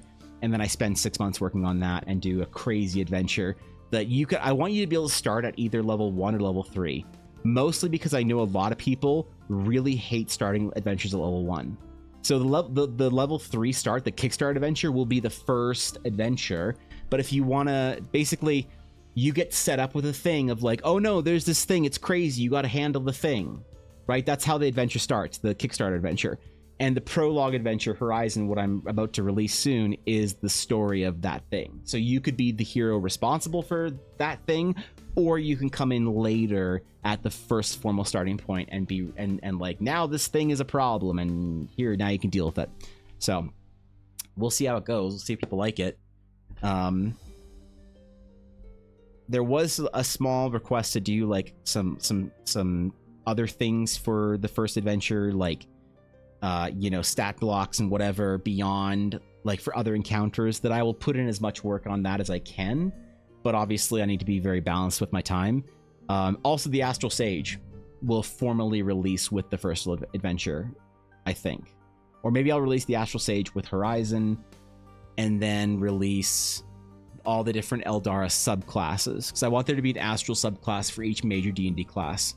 So if you want to play something that interfaces with the sort of magic system specific to Eldara, because a lot of the settings magic system is very, like, I think very familiar to a lot of people, you know, basic sort of like arcane, nature, divine, all those things, but there's sort of a mechanical, almost mathematical way that magic is formed in the universe, and the Astral Sages, they will draw their power from that unshaped magic. Right, so whereas magic can be shaped into arcane, shaped into nature, shaped or colored or scented or flavored into all the different types of magic, sages, Astral Sages, use magic of the universe in its raw form. So their class is a little bit different, and I want there to be a paladin, a cleric, or whatever that all utilize that sort of raw magic tradition. So maybe that'll come out with the first adventure as well. But subclasses, I feel like, is going to be a pain to write more than a regular class, because I need to make it fit into a class. But maybe it'll be easy. I don't know. We'll find out. Oh well. Either way, that's it for today, man. We got the character done. With a little bit of time to spare, but I gotta take the pup out because she's been very good. Just sleeping in her little bag, her little basket-shaped bag over there. So I gotta take her out. Ella is away, which means I have to be responsible for La Puppy. And that's cool, man. Appreciate y'all. It was fun, actually. I really like doing these kind of like more relaxed, like color picking, whatever, like, or just rendering streams.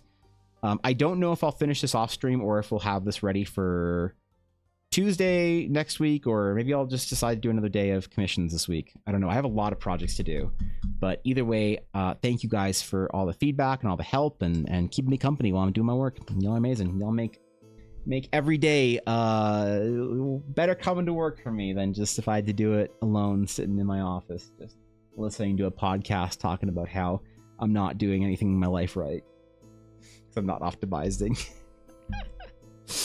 Anyway, I will catch you guys all later tomorrow, same time. We'll be doing, I think, a little bit of world building from some stuff I want to do. We'll be doing a little bit of world building as well as some art for it, hopefully. And we might actually try our first hand at maps, at map making for the adventure formally on tomorrow or Thursday. I don't know. It's going to be fun. And then, of course, Fridays will be requests. And I will use your beautiful requests to farm amazing TikToks like I have. So thank you for that. And I think I'm going to be doing a couple of Twitter giveaways for characters coming up here because I want to do a new reference sort of thing for a new commission I want to offer. And I don't want to ask people if they want to pay for a commission when they have no idea what it's going to look like. So I want to have a couple of references for that. And I think I'll do them via Twitter giveaways and maybe some fan art as well. So either way, thank you guys for chilling. I appreciate you. Have a good rest of your day. Go drink some water. Go take a walk. Go play some video games. You deserve it. Oh, wait. Let's talk to some of my friends. Farewell.